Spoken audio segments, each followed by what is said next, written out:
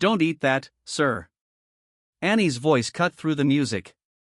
She came running from the direction of the kitchen, her small shoes skidding across the polished hardwood floor. Stop. Don't eat that.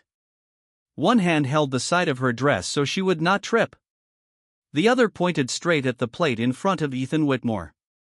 Don't eat it, she said, breathless but clear. Please, sir, stop right now. That food has poison in it. You can't eat it. Ethan Whitmore sat at the head of the long table. A silver fork paused in his hand. On the plate before him was a serving of roasted sea bass under a pale lemon cream sauce, the special dish his fiancée had proudly chosen for their engagement dinner. For one long second, Ethan did not move. What would you do if a child ran into a room full of guests and told you your food was poisoned? Would you listen, or would you do what most powerful men do, and prove she was wrong? Across the room, Grace Carter, Annie's mother, froze near the service doorway. Annie, Grace said, hurrying toward her daughter. Her voice was low, frightened, and full of apology before she even reached the table. Baby, come here right now. But Annie did not move. She put something in it, Annie said. Victoria Lane rose slowly from the chair beside Ethan. She wore an ivory dress, elegant and soft, with a diamond engagement ring flashing under the chandelier. Until that moment, she had looked like a woman stepping into the happiest night of her life.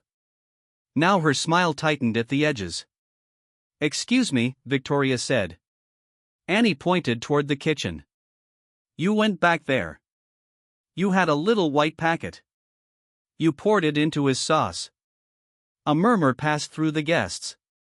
It was meant to be a private engagement dinner. No reporters, no cameras, no strangers, just family, friends, trust, and celebration. Victoria placed one hand against her chest as though the accusation itself had struck her. That is an ugly thing to say, she said, her voice still controlled, but no longer sweet. Annie, I don't know what you think you saw, but you do not run into a room full of guests and accuse me of poisoning my future husband. Grace reached Annie and put both hands on her shoulders. Mr. Whitmore, Mississippi Lane, I am so sorry, Grace said. She must have misunderstood something. She was supposed to stay near the breakfast nook. I didn't misunderstand, Annie said. Her voice shook, but she did not back down. I saw it. I saw everything. Victoria gave a short, disbelieving laugh. You saw everything, she repeated. A little girl hiding near the kitchen now knows more than the adults preparing dinner. I wasn't hiding to be bad, Annie said. I was by the pantry. You looked around first. Then you opened your purse. A man near the middle of the table leaned toward his wife and muttered, she probably wants attention. Another guest, a silver-haired foundation donor, shook his head. Children do that at big events. Too much excitement. Someone else whispered, her mother works here. Maybe she wanted to be part of the party. Grace heard it. Her shoulders stiffened, but she kept her eyes down. Annie heard it too. Her small face hardened with the stubborn dignity of a child who knew she was being doubted, but had not yet learned to surrender. I don't want attention, she said. I'm telling the truth. Ethan set his fork down. Annie, he said carefully. Look at me. She did. Are you sure you didn't see one of the chefs adding seasoning? Flour, salt, maybe powdered sugar? No, sir. It came from Miss Victoria's purse. Victoria turned sharply toward Ethan. Ethan, surely you are not entertaining this. I'm asking a question, he said. You are asking a child whether your fiancé poisoned you at our engagement dinner. Her voice rose slightly. Then she caught herself and looked around the table as if embarrassed to be forced into such a position. Do you hear how insane that sounds? Ethan looked down at the plate. Then he glanced around the table. Other guests had already begun eating. Some plates were half empty. Glasses had been raised. Napkins had been unfolded. Nobody looked sick. Nobody was coughing, sweating, or clutching their stomach. Annie, he said more gently now. Everyone else is eating. Nothing has happened to anyone. That plate is different, Annie said at once. Mrs. Helen said it was yours. It has the little gold flower on the side. At the service doorway, Mrs. Helen Brooks, the longtime house manager, went very still. Her eyes moved to Ethan's plate. Annie was right. Ethan's dish had been prepared separately because he preferred a lighter sauce and no cracked pepper. Victoria saw Helen's expression and spoke quickly. Yes, I checked his plate, Victoria said. Because I wanted tonight to be perfect. I checked the flowers, the wine, the dessert, and yes, Ethan's dinner. That is what a woman does when she loves a man and wants their engagement night to be beautiful. She turned her gaze back to Annie. The softness disappeared. But this is rude. It is disrespectful, and frankly it is cruel. I am standing here as Ethan's future wife in front of people who love us, and you are accusing me of trying to kill him. Annie's fingers tightened around her cloth doll. I'm not trying to be cruel, she said. I'm trying to stop him. Victoria's eyes narrowed. Enough. Grace lowered her voice. Annie, please come with me. But Annie suddenly moved. Before Grace could stop her, before Ethan understood what she was doing, Annie grabbed the edge of his plate with both hands and pulled it away from him. Gasps rose around the table. Annie! Grace cried. Give that back. Victoria snapped. Annie held the plate against her chest as carefully as she could, keeping it level so the sauce would not spill. He can't eat this. Ethan pushed back his chair. Annie, he said, now firm. Hand me the plate. No, sir. Annie, it'll hurt you. Ethan stepped toward her and reached for the plate. Annie turned her small body away. But he caught the edge before it slipped. For one tense moment, their hands were on the same dish. Annie pulled back with fear. Let go, he said. Please don't eat it. Let go of the plate. She hesitated. Ethan took that moment to pull the dish firmly from her hands, not violently, but decisively. The plate returned to the table with a soft scrape against the white tablecloth. Annie stood frozen, her hands now empty. Victoria pressed a hand over her mouth as if she were the one being harmed. My God, she said. She tried to take your dinner out of your hands. Ethan, this is not normal. Margaret Whitmore, Ethan's mother, watched her son closely. She had not spoken yet. At 70, she had lived long enough to distrust both panic and performance. Her eyes moved from Annie's stiff little posture to Victoria's trembling hand, then to the plate. Ethan looked at the guests. Their faces were tense, expectant, embarrassed. He could feel the evening slipping away from him. He could feel Victoria beside him, wounded and furious. He could feel Annie's desperate stare. Most of all, he wanted to believe that the woman wearing his ring had not walked into his kitchen and tried to poison him. So he picked up his fork.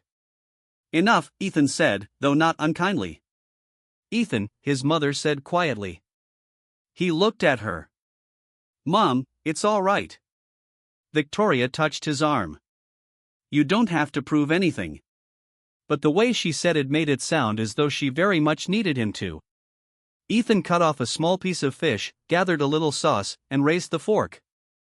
Annie stared at him, silent now, her whole body tight with fear. Just a bite, Ethan said. Then we can stop frightening each other. He ate. A few seconds passed. Then 10, then 20. Nothing happened. Ethan swallowed, set his fork down, and looked around the table with a measured smile. There, he said. The dish is fine. There is no problem with the food. A few guests exhaled. Someone gave a nervous laugh. The silver-haired donor shook his head as though the matter had been settled.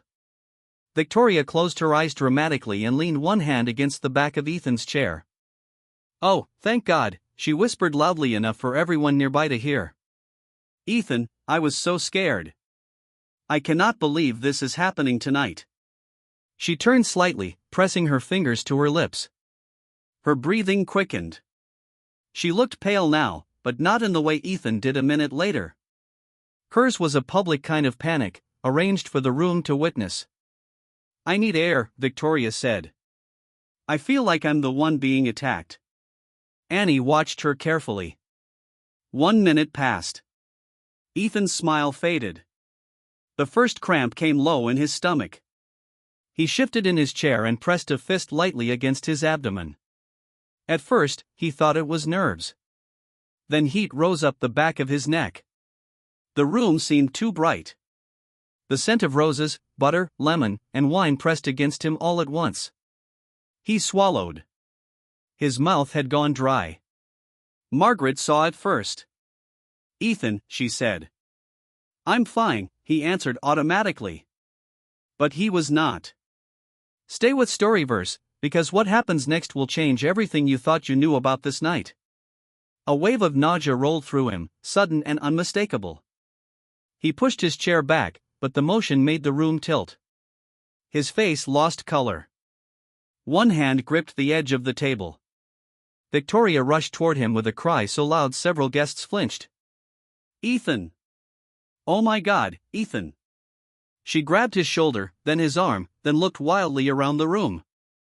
"Somebody do something. Why is no one helping him? Samuel, help him." Dr. Samuel Reed was already moving. "Step back, Victoria," he said. "What's happening to him?"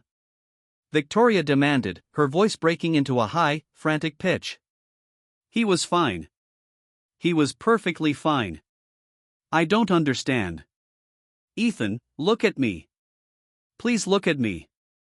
Don't do this. Not tonight." Margaret stood, her chair sliding back hard.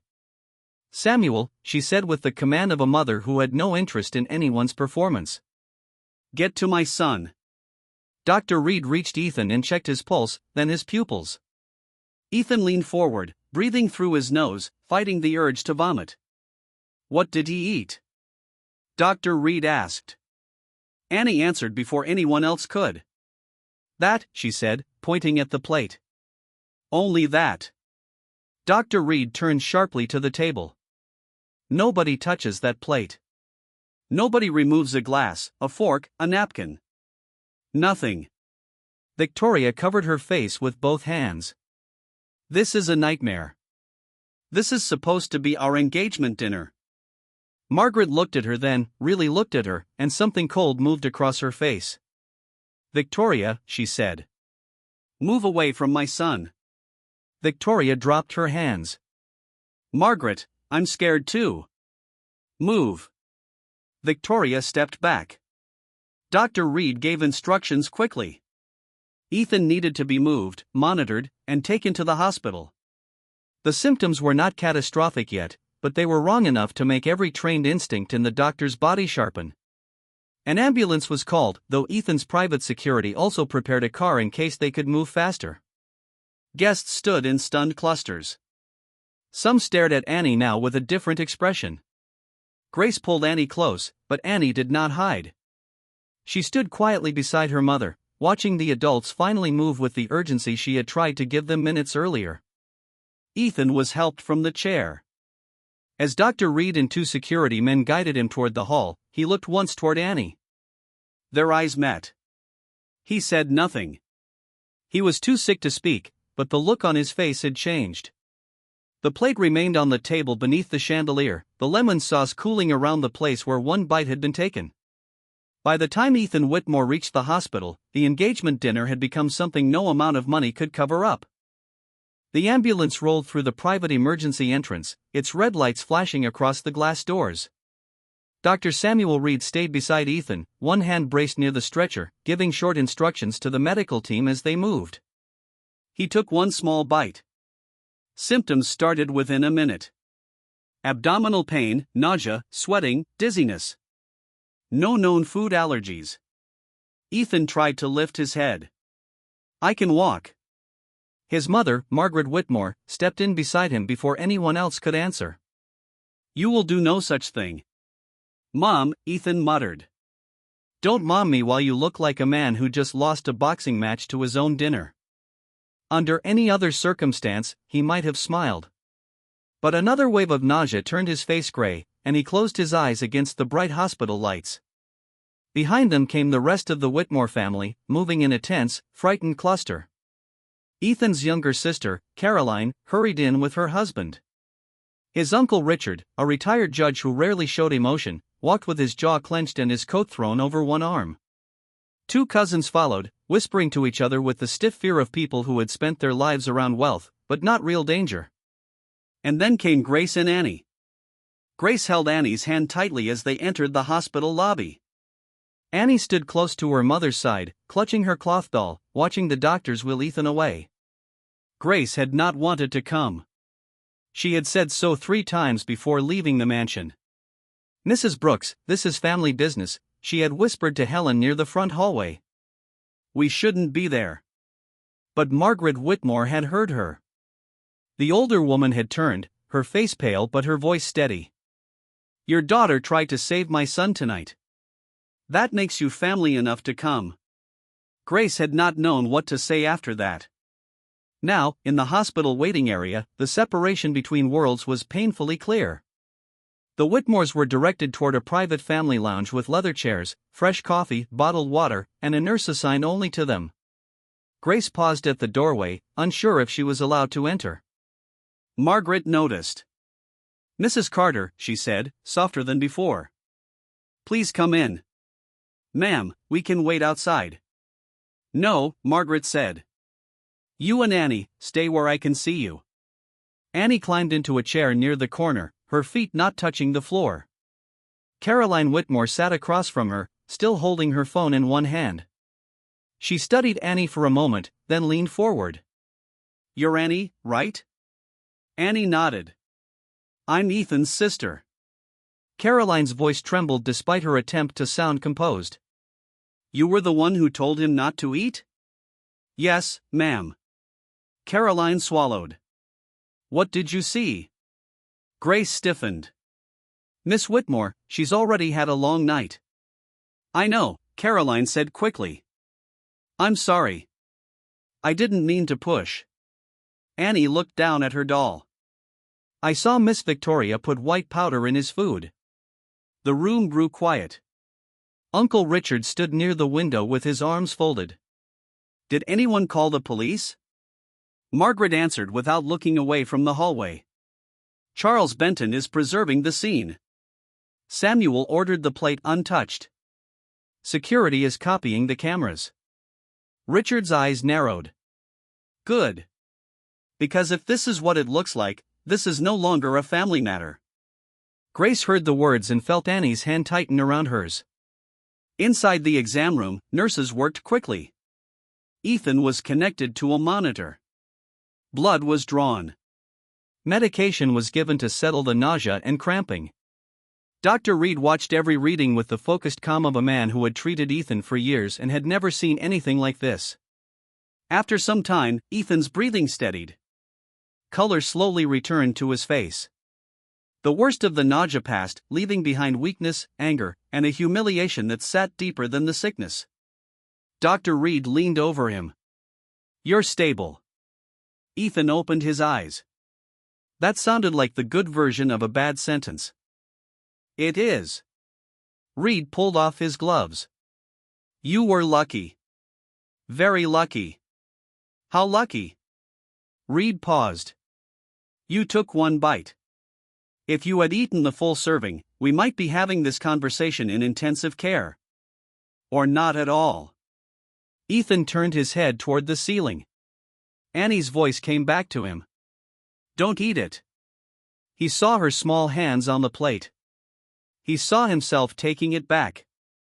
That memory struck harder than the pain in his stomach. A nurse stepped in. "Your family is waiting. Your mother is threatening to reorganize the entire hospital if she doesn't see you soon." Reed sighed. "That sounds like Margaret." A few minutes later, Ethan was moved to a private room. The lights were dimmer there. The windows looked out over the city where traffic moved in thin streams of red and white. Ethan lay propped against the pillows, and 4-line tape to his hand, his suit jacket gone, his shirt collar open. Margaret entered first. For a moment, she was not the iron-willed matriarch of the Whitmore family. She was simply a mother looking at her son in a hospital bed. "You scared me," she said. "I'm sorry. I am not interested in apologies yet." Her mouth tightened, almost a smile, then faded.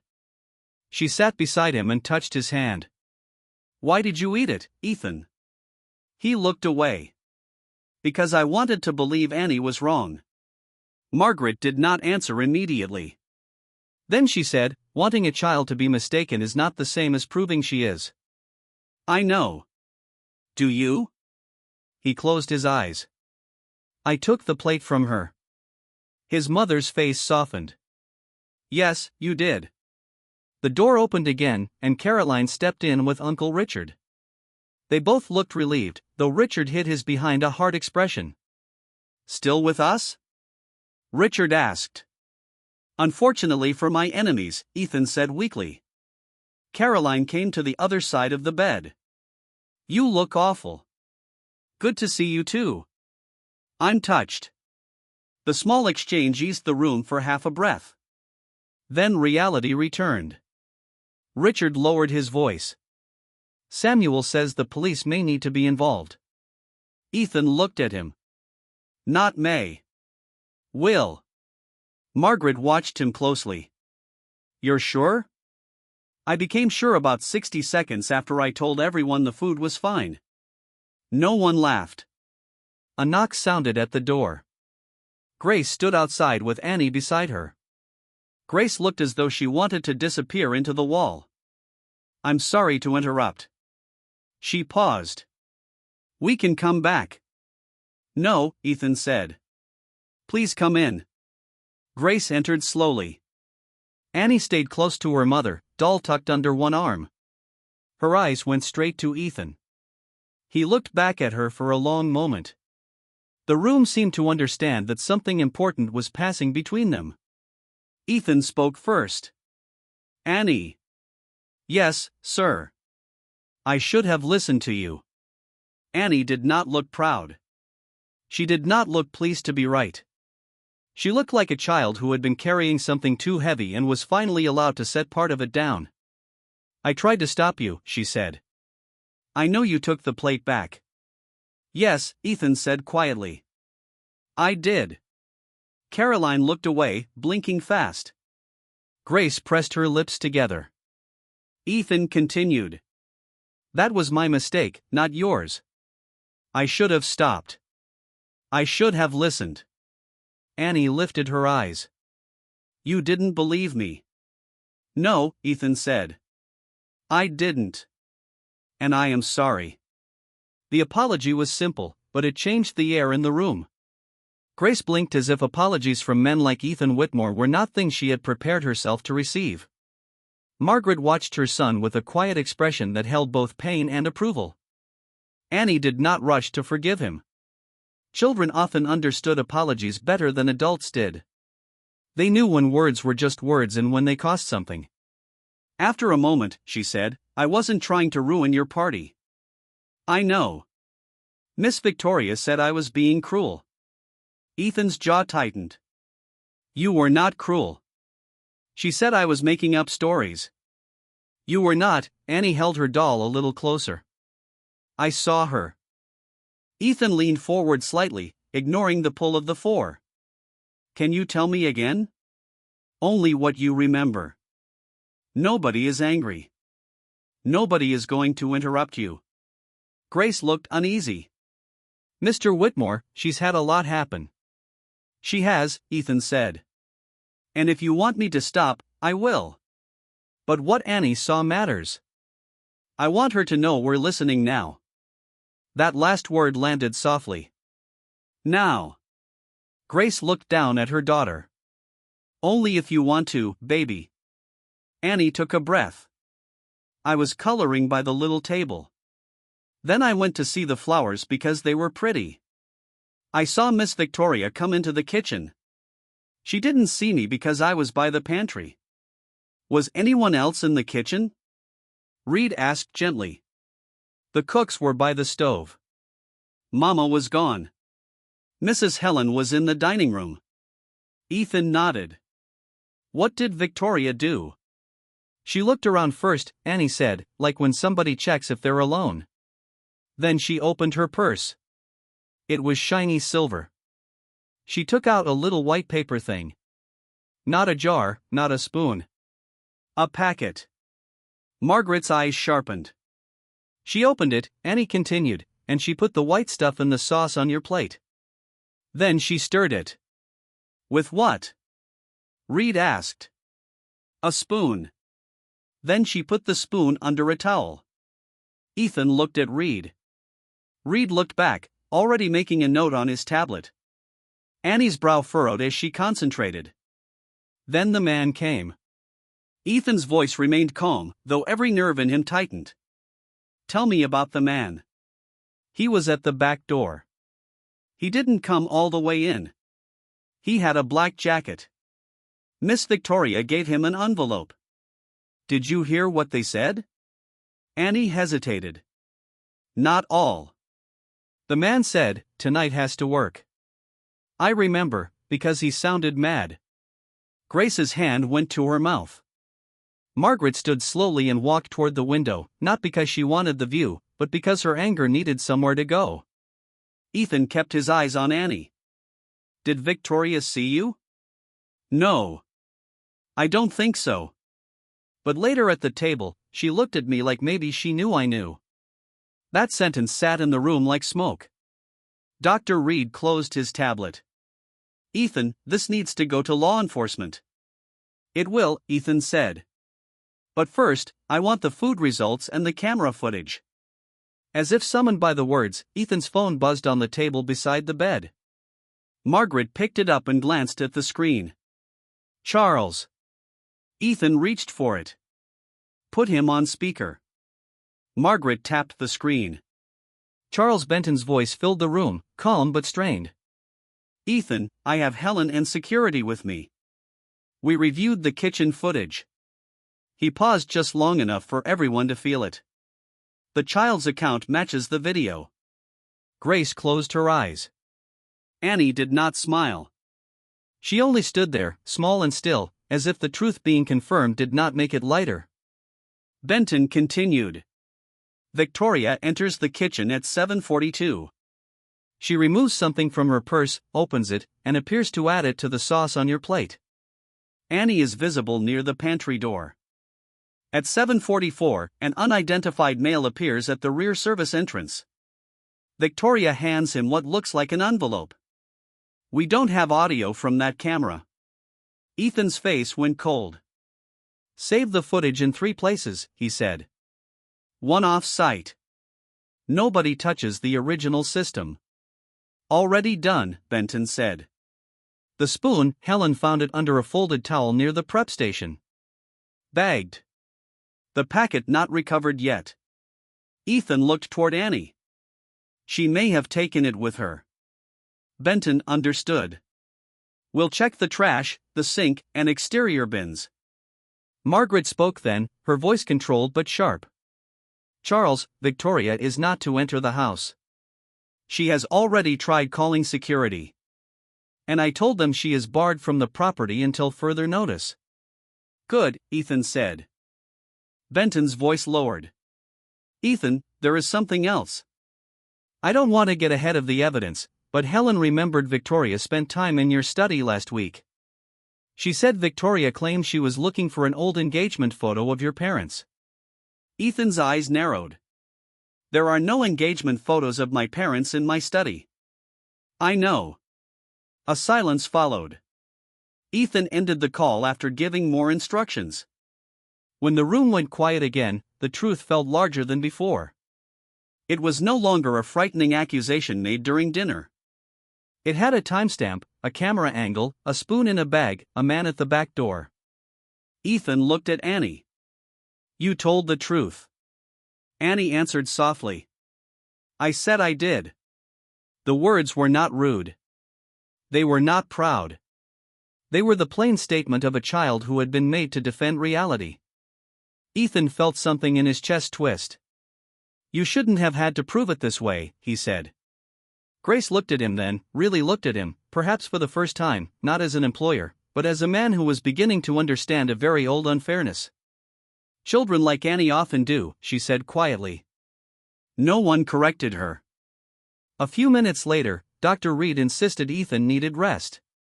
Margaret offered to have a car take Grace and Annie back to the estate, but Annie lingered near the bed. When Miss Victoria came in here last night, Annie said, she looked scared when you said cameras. Ethan looked at her. She wasn't scared when you were sick. Annie's voice stayed even. She was loud, but not scared. For a moment, even Dr. Reed said nothing. Ethan looked at the child who had seen too much and still spoke gently. Then he said, I believe you. This time he said it before another test, before another video, before another adult confirmed her words. Annie's shoulders lowered just a little. Outside the hospital window, morning had fully arrived. Cars moved along the street below. Somewhere in the building, a baby cried, a nurse laughed, and an elevator bell chimed, as if the world had no idea that Ethan Whitmore's life had split in two. Before last night, he had believed danger came from competitors, contracts, hostile takeovers, lawsuits, and men who smiled too broadly across boardroom tables. Now he knew danger could sit beside him in an ivory dress, wearing his ring, touching his arm, and waiting for him to take a bite. And the only person who had seen it clearly had been the little girl everyone else was ready to dismiss. Charles Benton arrived at the hospital a little after 10 that morning with a leather briefcase in one hand and the look of a man who had not slept because the truth had kept him company all night. Ethan was sitting up in bed when the attorney entered. His color had improved, but the weakness still showed in the careful way he moved. Margaret sat beside the window with a cup of untouched coffee cooling in her hand. Dr. Reed had left orders that Ethan was not to overexert himself, which everyone in the room knew Ethan would obey only until the next important question needed answering. Benton closed the door behind him. I brought printed stills from the kitchen footage, he said. The digital copies are secured. One with your head of security, one with me, one in off-site storage. Helen is watching the original system like it's one of her grandchildren. Margaret's mouth tightened. Helen has more sense than half the board. That may be understating it, Benton said. Ethan held out his hand. Show me. Benton hesitated. You should understand something before you see these. The footage is clear enough to confirm Annie's account. It is not flattering to Victoria. Ethan looked at him. Charles, she put something in my food. I'm past worrying about flattering. Benton opened the briefcase and removed a folder. He laid several photographs across the rolling hospital table. Ethan looked down, and for a moment, the room seemed to shrink around him. The first image showed Victoria entering the kitchen through the side hall. She was alone, her silver purse in one hand. Her posture was relaxed, almost casual. Anyone seeing only that frame might think she had come to check on dinner, just as she claimed. The second frame changed everything. Victoria stood beside the service counter, looking over her shoulder. On the counter were several plates, but one had been set apart. Ethan's plate, the one with the gold flower near the rim. Her purse was open. One hand was inside it. The third frame showed the packet. Small. White. Folded. Ethan stared at it until the edges blurred. Margaret rose from her chair and came closer. Dear God. Benton said nothing. He moved to the next photograph. In that one, Victoria's hand hovered above the sauce. The white powder was faint but visible as it fell. In the corner of the frame, half hidden by the pantry door, Annie stood, small and still, her doll tucked against her body. Ethan's throat tightened. He did not look at Victoria first. He looked at Annie. She was right there, he said quietly. Yes, Benton said. Exactly where she said she was. The next photograph showed Victoria stirring the sauce with a spoon. The next showed her sliding that spoon beneath a folded towel. The final one showed a man standing at the rear service entrance. His face was turned slightly away from the camera, but his build, dark jacket, and posture matched Annie's description. Victoria was handing him an envelope. Margaret touched the edge of the photo, careful not to move it. Who is he? We're working on that, Benton said. Security is running the image through private databases. We may have a partial plate from a vehicle near the service drive, but the angle is poor. Ethan kept looking at the man in the photo. He wasn't a guest. No, Benton said. He used the rear entrance. Someone either let him in or he already had access. Margaret looked up sharply. Victoria. That would be my assumption, Benton said. But assumptions won't hold in court. Ethan pushed the table away with more force than he meant to. The wheels squeaked against the floor. She stood beside me, he said. She put her hand on my shoulder and watched me eat. Margaret's face softened with pain. She watched Annie try to stop me. She watched me take the plate back from that child. And she said nothing. The room went quiet. That was the cruelty he could not get around. Not the money, not the embarrassment, not even the threat to his life. It was the silence. Victoria had stood there and allowed a little girl to be humiliated for telling the truth. Benton carefully placed the photos back into the folder. The lab has the food sample. Dr. Reed requested expedited analysis because of the medical emergency. We should have a preliminary report soon. I want the spoon tested too, Ethan said. It's already sealed. The towel? Yes. The trash? Helen had the kitchen waste secured before dawn. Security found nothing obvious yet, but they're sorting it under video. Ethan looked at him. Good. The door opened slightly and Grace appeared in the doorway with Annie beside her. She had not meant to interrupt. It was clear from her face. A nurse had told them Ethan was awake, and Grace had brought Annie only to say goodbye before Margaret's driver took them back to the estate. I'm sorry, Grace said. We can come back. No, Ethan said. Please come in. Annie stepped into the room. Her eyes moved from Ethan to the folder in Benton's hands. Children were often told less than they understood, and Annie seemed to understand that the adults had been looking at what she had seen. Ethan turned one photograph face down before she came closer. Not because he wanted to hide the truth from her, but because she had already carried enough of it. Annie, he said, Mr. Benton brought pictures from the kitchen camera. Annie looked at her mother, then back at Ethan. Did it show her? Ethan nodded. Yes. Did it show the packet? Yes.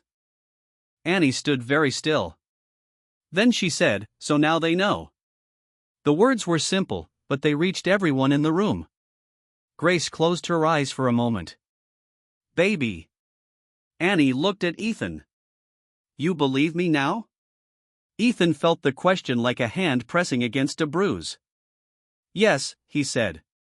I believe you. She studied his face, making sure the answer was not just something adults said to make a child quiet. Then she nodded once. Benton crouched slightly so he was closer to her height, though he kept a respectful distance. Annie, I'm Mr. Benton. I work for Mr. Whitmore. You did something very brave last night. Annie held her doll tighter. I wasn't trying to be brave. I know, Benton said. Most brave people aren't. Grace wiped her palms against her jeans. Mr. Benton, is Annie going to have to talk to police? Eventually, perhaps, Benton answered carefully. But not alone, and not today. We will make sure it is done properly. With your permission, and with people trained to speak to children, no one is going to put her in a room and frighten her. Ethan looked at Grace. You have my word on that. Grace wanted to trust him. Ethan could see the struggle in her eyes. Trust was not easy for people who could not afford mistakes. Before she could answer, Ethan's phone buzzed on the table. Margaret picked it up, checked the screen, and frowned. Victoria. The room tightened. Ethan held out his hand. Let it ring. It stopped. Then immediately began again. Margaret's eyes hardened. Persistent. She always was, Ethan said. The phone rang a third time. This time, a text followed.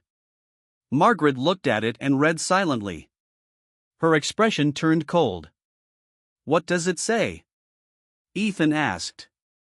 Margaret hesitated, then handed him the phone. The message read, "We need to talk before this gets uglier. You owe me that much." Ethan stared at the words. Something inside him settled, not peacefully, but firmly. "Charles," he said, "draft a notice. Victoria Lane is not to enter my home, my offices, or any property controlled by Whitmore Group. Her access cards are revoked. Her guest permissions are cancelled. Her name is removed from every event list and household file by noon." Benton nodded. "Already in progress. And the engagement?" Margaret watched her son carefully. Ethan looked at the ring mark still faintly visible on his own finger from where he had worn the matching band Victoria had insisted on for the announcement photos. "It's over," he said. No one spoke for a moment. Annie looked confused. "You mean you're not marrying her?" Ethan turned to her. "No, I'm not." Annie considered that with the seriousness she brought to everything now. "Good." For the first time since the night before, Margaret gave a small, unexpected laugh. It was brief, but real. Ethan almost laughed too, but the ache in his stomach reminded him of why they were there. Benton placed another document on the table. "There's more we need to discuss when you're ready.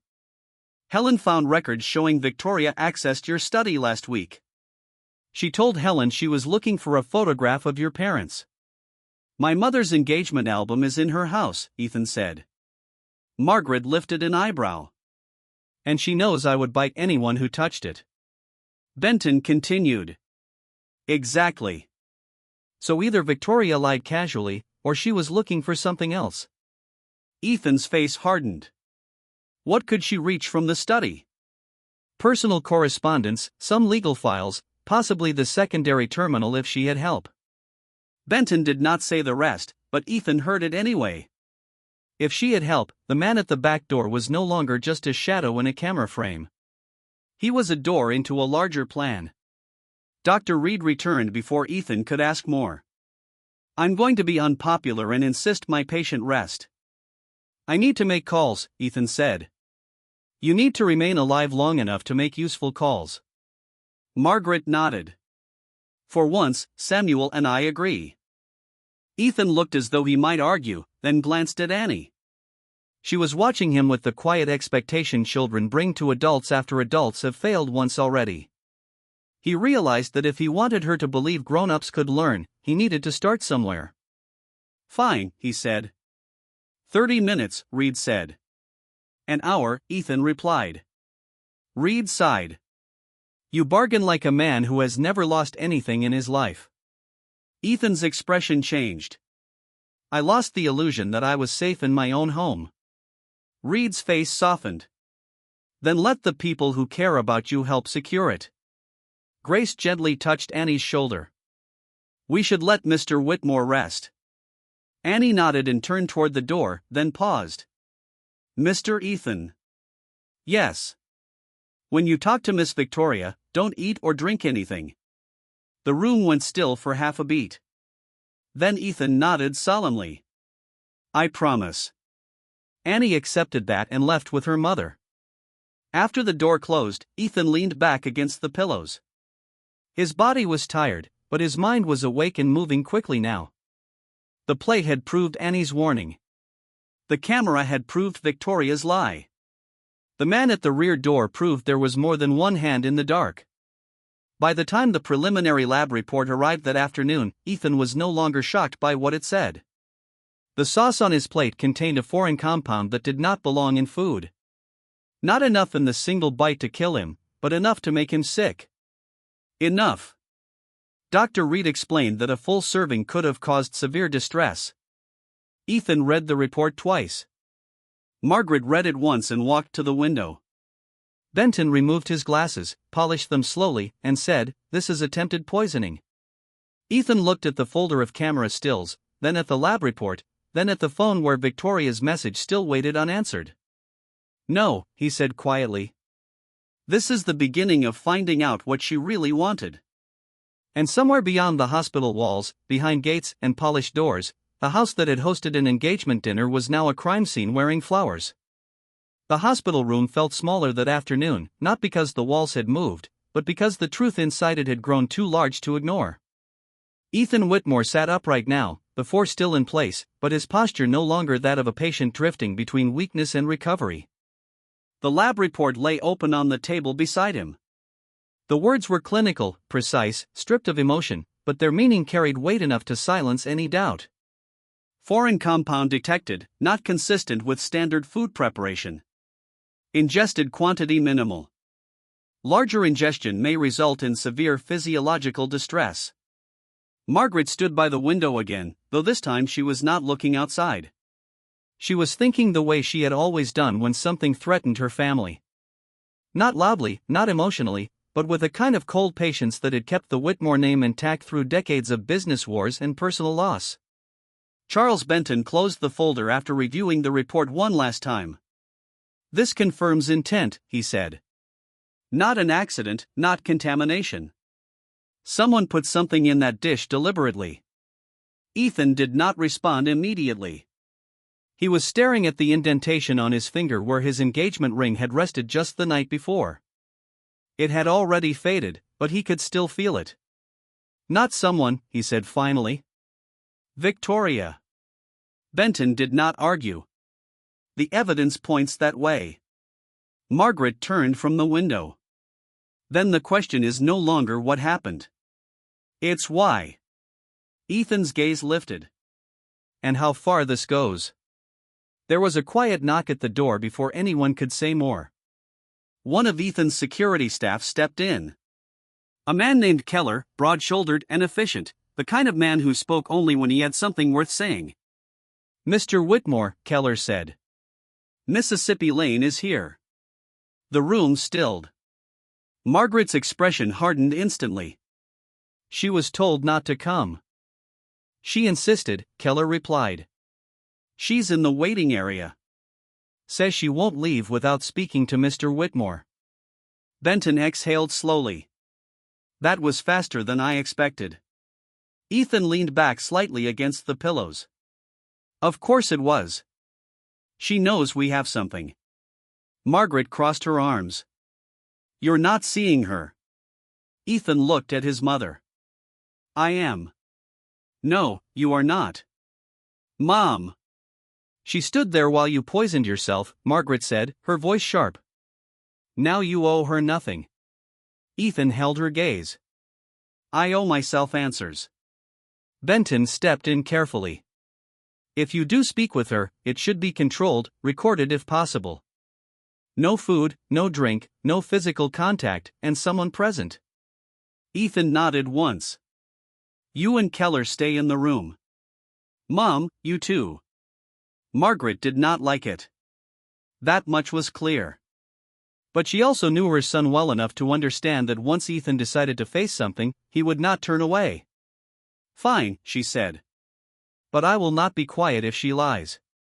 "I wouldn't expect you to be." Keller stepped out to escort Victoria in. For a brief moment, the room held only anticipation, the kind that comes before a storm breaks, when everyone knows the air is about to change. Then the door opened. Victoria Lane entered slowly. She had changed her clothes.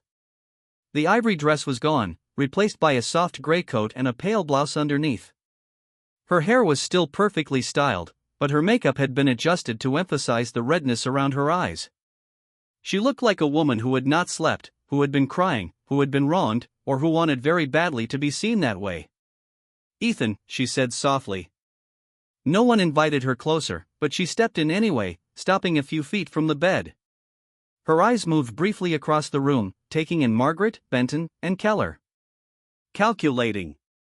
You brought an audience," she said, a faint edge beneath the sadness. Ethan's voice was calm. "You didn't come here for privacy." Victoria pressed her lips together as if wounded. "I came here because you almost died." "I didn't," he said.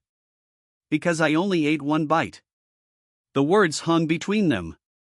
Victoria took a step closer. "Ethan, please. We both know this looks bad, but you're not thinking clearly. You were sick. You were scared. That child. Stop, Ethan said. It wasn't loud, but it was final. Victoria froze. Do not talk about Annie like that, he continued. Not in this room. Victoria's expression flickered. For a second, the softness slipped. Then it returned. I'm not attacking her, she said carefully. I'm saying she misunderstood what she saw. Children do that. Children don't invent packets out of thin air, Margaret said sharply. Victoria turned to her. Margaret, with all due respect. None, Margaret cut in. You lost that last night. Benton cleared his throat lightly, trying to keep the exchange from escalating too quickly. Mississippi Lane, perhaps you should explain your presence in the kitchen. Victoria looked back at Ethan, ignoring Benton. I told you already. I was checking your plate. I wanted everything perfect. Ethan didn't move. You opened your purse. Yes. You took out a packet. No. Ethan reached to the side table and picked up one of the printed stills Benton had left. He held it up just enough for her to see. Victoria's breath caught only for a fraction of a second. But it was enough. That's you, Ethan said. That's your hand. That's my plate. Victoria stared at the image, then shook her head. That doesn't prove anything. It's a still frame. You can't see what's in my hand. There are more, Benton said calmly. A sequence. Very clear. Victoria's eyes flicked toward him, then back to Ethan. You're going to trust security footage over me? I'm going to trust what matches reality, Ethan replied. Her voice rose slightly. Reality, Ethan. I am the woman you asked to marry you. And you are the woman who put something in my sauce. Victoria's composure cracked, not into panic, but into something colder. You don't actually believe that, she said. Ethan held her gaze. I didn't believe Annie either. That landed. Victoria took a step back. Her eyes narrowed just slightly, the performance thinning. You're making a mistake, she said quietly. A very expensive mistake. Margaret straightened. Is that a threat? It's a fact, Victoria replied, not looking at her. Ethan, you've signed things. You've trusted me with things. You think this ends with a broken engagement? Ethan's expression didn't change, but something behind his eyes sharpened. What have I signed? Victoria smiled faintly. Not warmly. Not kindly. Exactly, she said. Benton stepped forward now, his tone no longer polite. Mississippi Lane, if you're implying access to Mr. Whitmore's financial or legal authority under false pretenses, I strongly advise you to be very careful with your next words. Victoria looked at him as if he were an inconvenience. I don't take advice from employees. I am not your employee, Benton said. And neither is the law. Keller shifted slightly near the door. A subtle reminder of boundaries. Ethan watched Victoria closely. The man at the back door, he said. Who is he? Victoria didn't answer. You handed him an envelope, Ethan continued. He said, tonight has to work. What was supposed to work? Still nothing. Ethan leaned forward slightly despite the discomfort. Was I supposed to get sick, or something worse? Victoria's silence stretched. Then she sighed as if tired of the entire conversation. You're asking the wrong questions, she said. Then give me the right ones. She looked at him, and for the first time, there was no softness left at all. The right question, she said, is how much damage you're willing to do to yourself to prove I'm your enemy. Margaret let out a sharp breath. Get out. Victoria didn't move. Ethan spoke instead. The engagement is over. That landed harder than anything else. Victoria's jaw tightened. You're serious? Yes. And you think you can just walk away? I know I can. She studied him, measuring, recalculating. Then she gave a small, humorless laugh. "You always did believe you were in control." "I am," Ethan said. Victoria shook her head slowly. "Not this time." She turned toward the door, then paused, glancing back at him. "Pitiful and beautiful under the hospital lights. When you figure out what you've really stepped into," she said, "you'll wish you had listened to me instead of that child." Ethan didn't respond. Victoria looked at Annie's empty space in the room, as if the girl were still there, then back at Ethan. "Good luck," she said softly. And then she left. The door closed behind her with a quiet click. No one spoke for several seconds. Then Margaret said very calmly, "She knows something we don't." Benton nodded. "And she's confident enough to say it out loud." Ethan leaned back against the pillows, his body still recovering, but his mind sharper than it had been in years. "She's not afraid of being caught," he said. "She's afraid of what we'll find if we keep looking." Keller stepped closer. "Sir, what are your instructions?" Ethan's gaze moved to the lab report, then to the photographs, then to the door Victoria had just walked through. "Lock everything down," he said. "Financial records, access logs, staff movements. I want a full audit of every document I've signed in the last 3 months." Benton nodded. "I'll start immediately." "And find that man," Ethan added. "I want a name." Keller gave a short nod. "Yes, sir." Margaret watched her son carefully. "Ethan, this may not be small." He met her eyes. "I know," he said. For the first time since the night before, there was no hesitation in his voice. The engagement had ended. The illusion had shattered. What remained was something far more dangerous than betrayal. It was a plan. And Ethan Whitmore had just stepped directly into it. The shift from shock to strategy happened quietly, almost without announcement. By late afternoon, Ethan Whitmore was no longer a patient recovering from a near poisoning. He was a man rebuilding control. The hospital room had turned into something closer to a command center.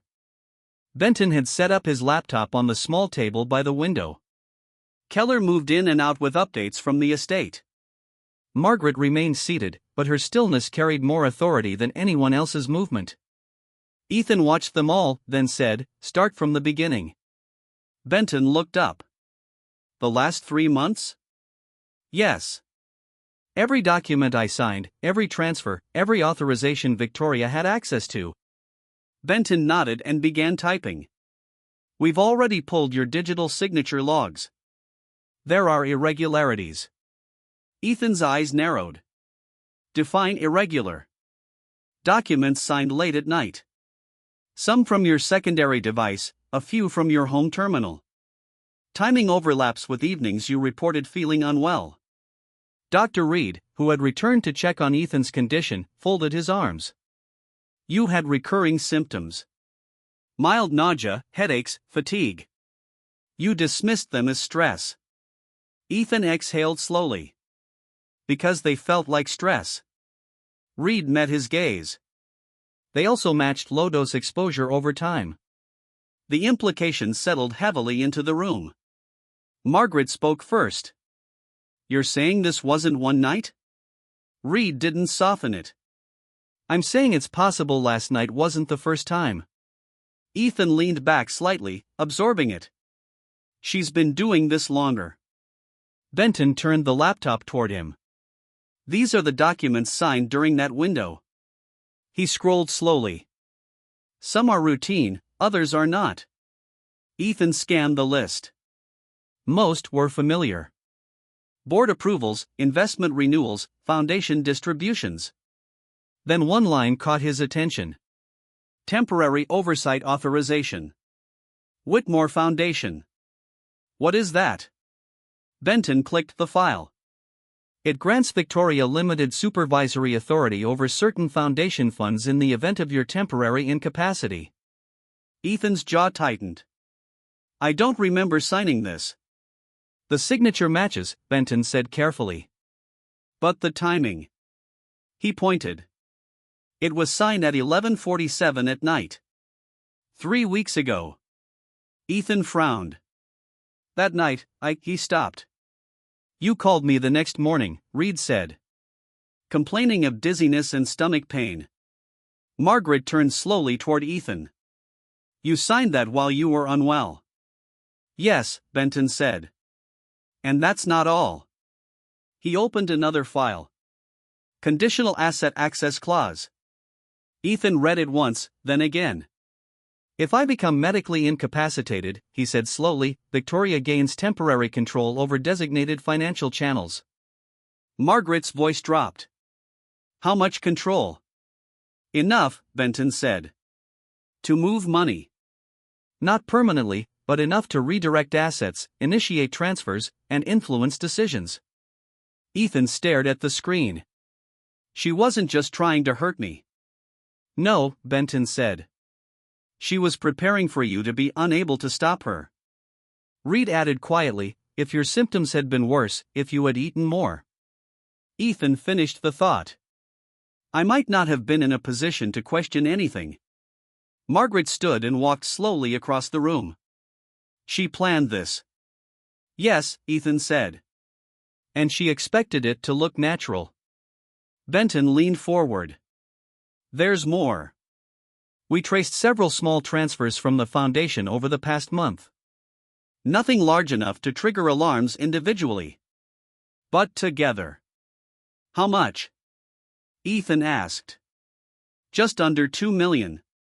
Margaret stopped mid-step. From a children's fund? Benton nodded. Ethan's expression hardened in a way none of them had seen before. Not anger alone. Something colder. More deliberate. She used my foundation, he said. She used money meant for kids. Reed shook his head. That's a different kind of line. Ethan didn't respond. He was already thinking ahead. Where did the money go? Layered accounts, Benton said. Shell companies. We're tracing them now. But there's a pattern. These accounts connect to a name that's come up before. Ethan looked up. The man at the door. Benton nodded. We ran facial recognition from the footage. Partial match. Marcus Vale. Keller, who had just re-entered the room, stopped. I know that name. Ethan turned to him. Tell me. Financial operator, Keller said. Not legitimate. Works in gray zones. Has been tied to structured fraud cases, asset diversion schemes, and high net worth targeting. Never convicted. Always disappears before charges stick. Margaret's voice sharpened. And my future daughter-in-law was handing him envelopes in my kitchen. Ethan let out a slow breath. So this wasn't random. No, Benton said. This is organized, Reed added. And patient. Ethan looked at the lab report again, then at the photos, then at the files on Benton's screen. Every piece now connected into something larger. She needed me weak, he said. Not dead immediately. Just impaired, confused, signing things I wouldn't normally sign. And eventually? Margaret asked. Ethan met her eyes. Eventually, she controls everything. No one disagreed. The room felt colder now, even under the hospital lights. Keller stepped forward. Sir, security sweep of the house found something else. Ethan nodded. Go on. Your study, Keller said. We found a micro recorder under the desk. Benton froze. A recorder? Yes. Active. Transmitting. Margaret's face went still. For how long? We're still analyzing, Keller replied. But initial estimate, at least 2 weeks. Ethan's voice dropped. She was listening. Not just listening, Benton said. Collecting leverage. Ethan closed his eyes for a moment. Conversations, financial discussions, personal reflections, all of it potentially recorded. All right, he said, opening them again. We escalate. Benton nodded immediately. I agree. This goes beyond private legal handling. Police, Margaret added. Federal, Reed corrected gently. Ethan looked at each of them in turn. We do this carefully. No leaks. No public statements. Not yet. Why? Margaret asked. Because she thinks she still has room to move, Ethan said. And people like her are most dangerous when they feel cornered too early. Benton leaned back slightly. So we let her think she still has time. Yes, Ethan said. We watch, we document, we build the full case. Keller nodded. And Marcus Vale? We find him, Ethan said, before he disappears. A quiet settled over the room. Not uncertainty, but alignment. Grace and Annie returned later that evening, not knowing the full extent of what had been uncovered, but sensing the shift in the adults around them. Grace stood near the door again, careful as always. Mr. Whitmore, she said. We just wanted to check on you before heading home. Ethan looked at them differently now. Not just with gratitude, but with recognition. You're not going anywhere tonight, he said. Grace blinked. Sir. I've arranged for you both to stay in the guest wing at the estate, Ethan continued. Security will be there. You'll be safe. Grace hesitated. We don't want to cause trouble. You're not causing it, Ethan said. You helped stop it. Annie stepped closer. Is the bad lady gone? Ethan considered the question. Not yet, he said. But she will be. Annie nodded, accepting that answer. Then she said, You should be careful what you sign now. For a moment, the adults almost smiled. Ethan nodded. That's very good advice. Grace placed a hand on Annie's shoulder. Say thank you. Annie looked at Ethan. Thank you for listening this time. The words were simple, but they landed deeper than anything else that day. After they left, Ethan sat quietly for a long moment. Margaret watched him. You're thinking. I'm remembering, he said. What? The moment I took that plate back from her. Margaret didn't answer. Ethan's voice lowered. That was the moment everything could have ended differently. But it didn't, she said. No, Ethan replied. Because she didn't give up. Margaret followed his gaze to the door Annie had just walked through. Children don't always understand the world, she said. But sometimes they see it clearer than the rest of us. Ethan nodded slowly. Outside, the city moved as it always did, unaware, indifferent. But inside that hospital room, the pieces of a quiet, calculated betrayal had come together. And Ethan Whitmore was no longer reacting. He was preparing. Because now he understood something that changed everything. Victoria hadn't just tried to poison him. She had built a system around his trust. And systems like that didn't collapse with one truth. They had to be dismantled, piece by piece. By the time Ethan Whitmore was discharged from the hospital 2 days later, the world outside still believed he had suffered a minor medical incident. That was the official statement Benton had released, carefully worded, deliberately vague, and just credible enough to prevent unwanted attention. Inside the Whitmore estate, however, nothing felt minor anymore. The house had been transformed. Security presence had doubled. Cameras were being rechecked, replaced, repositioned. Every staff member had been quietly interviewed, schedules reviewed, access logs analyzed. The kitchen, once the heart of the home, felt like a sealed vault. Even the scent of food had changed, as if the memory of that night still lingered in the air. Ethan stood in his study, looking at the desk where Keller had found the recorder. It had been removed, bagged, and sent for analysis. But Ethan could still picture it there. Small. Hidden. Listening. He placed his hand on the edge of the desk, remembering the conversations that had taken place here. Business strategies, financial decisions, personal reflections he had never intended anyone else to hear.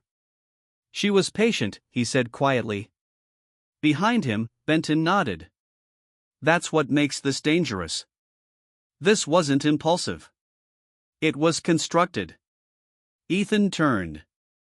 What about the accounts? We traced another layer, Benton said, opening his tablet. The shell companies lead to a holding structure tied to Marcus Vale. Offshore, but not untouchable. We're building a path. How long? Long enough that he'll try to disappear if he senses pressure. Ethan walked slowly toward the window. The estate grounds stretched wide beneath him, perfectly maintained, controlled, safe. Or at least they had seemed that way. We don't give him that chance, Ethan said. We move before he knows we're close. Keller stepped in at that moment. Sir, update on Mississippi Lane. Ethan didn't turn. Go on. She left her apartment this morning. Took 2 bags. No driver. No usual routine. Margaret, who had been seated near the fireplace, looked up sharply. She's running. Not yet, Keller said. But she's changing patterns. Ethan nodded slowly. Good. That means she's nervous. Or preparing, Benton added. Ethan turned back to them. Keep eyes on her, but don't approach. Not yet. Keller nodded. Understood. As Keller stepped out, Margaret rose from her chair and walked toward her son. You're letting her move, she said. I'm letting her reveal, Ethan replied. Margaret studied him. There's a difference. I know, he said. But right now, she thinks she still has options. That's when people make mistakes. Margaret folded her arms. And if one of those mistakes hurts someone else? Ethan's expression darkened. It won't. The certainty in his voice was new. Not the confidence of a businessman, but something sharper. More personal. A soft knock came from the doorway before anyone could continue. Mrs. Helen Brooks stepped in. Mr. Whitmore, she said. Grace and Annie are settled in the guest wing.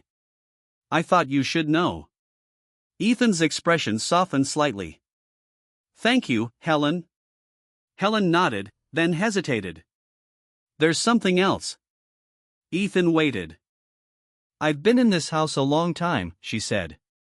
Long enough to know when something doesn't feel right. Mississippi Lane, she asked too many questions about things that weren't hers. What kind of things? Benton asked. Helen clasped her hands. Schedules, deliveries, security rotations. She always framed it as concern, as if she wanted to help. But now, she shook her head slightly. Now it looks different. Write everything down you remember, Ethan said. Dates, times, questions, anything. I already started, Helen said. It's in your study. Good. After she left, the room fell quiet again. Margaret exhaled slowly. She was mapping the house. Yes, Ethan said. Just like she mapped everything else.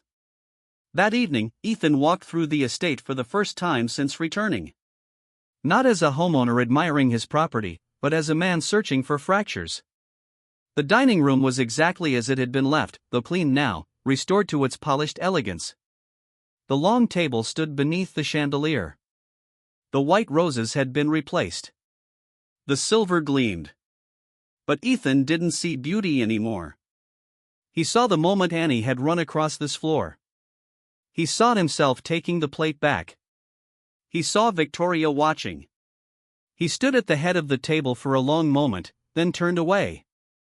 In the guest wing, Annie sat on the edge of a large bed, her doll in her lap.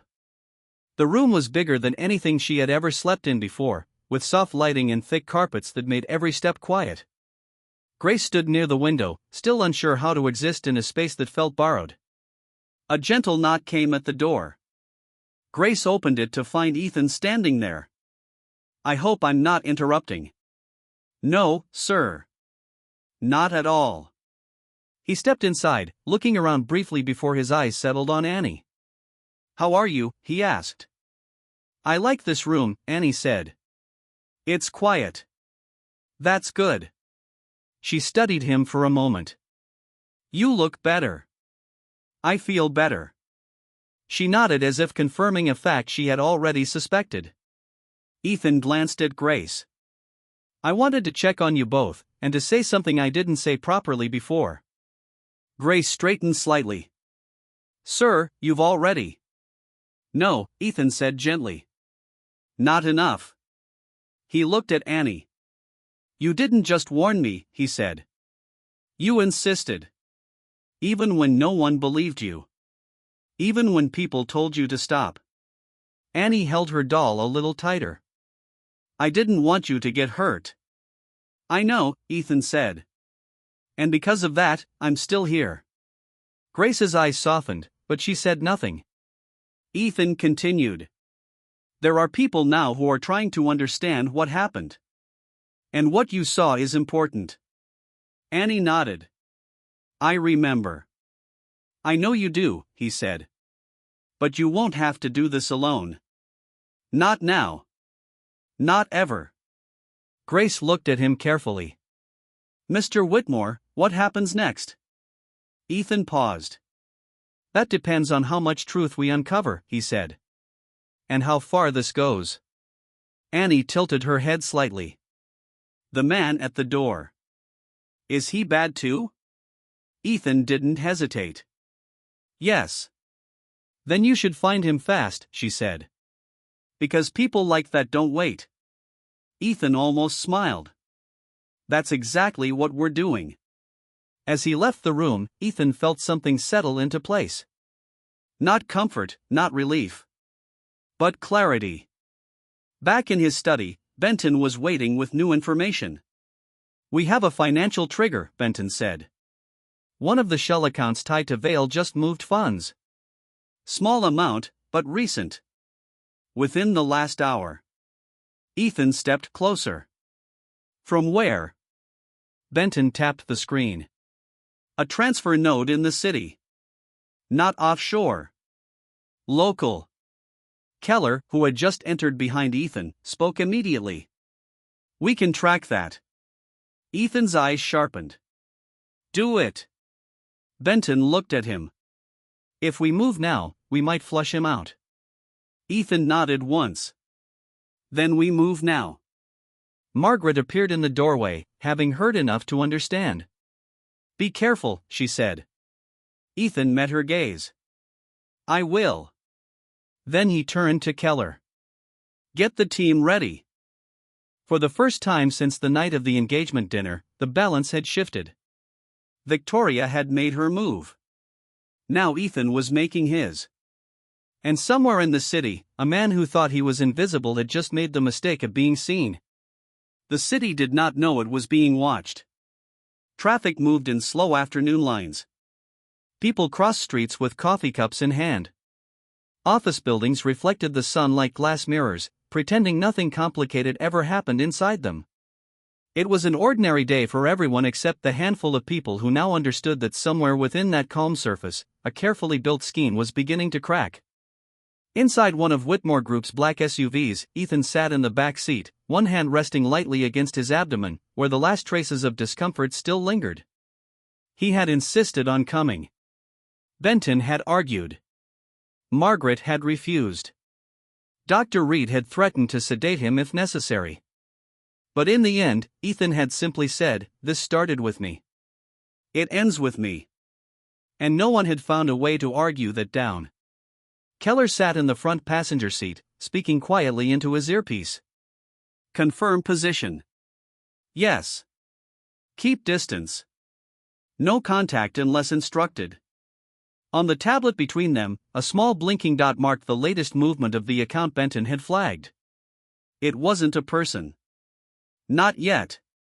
But it was a trail. And trails led somewhere. Transfer originated from a financial kiosk, Keller said. Public access terminal. That's unusual for someone at Vale's level, Ethan replied. Not if he doesn't want to be traced, Benton added from the second vehicle behind them. Ethan leaned back slightly, thinking. He wouldn't risk a visible move unless he had to. Keller glanced at him. Meaning something changed. Either Victoria warned him, Ethan said, or he's reacting to something we haven't seen yet. The SUV slowed as it approached a narrow commercial street lined with older buildings. Laundromats, small grocery stores, a pawn shop with faded lettering. Not the kind of place where million-dollar transfers were supposed to pass unnoticed, which made it exactly the kind of place they often did. Target location ahead, Keller said. Camera picked him entering 10 minutes ago. Ethan's eyes fixed on the entrance of a small storefront with tinted windows. No sign, no branding, just a door that looked like it didn't want attention. Marcus Vale, Ethan said quietly. Keller nodded. Most likely. Ethan exhaled once.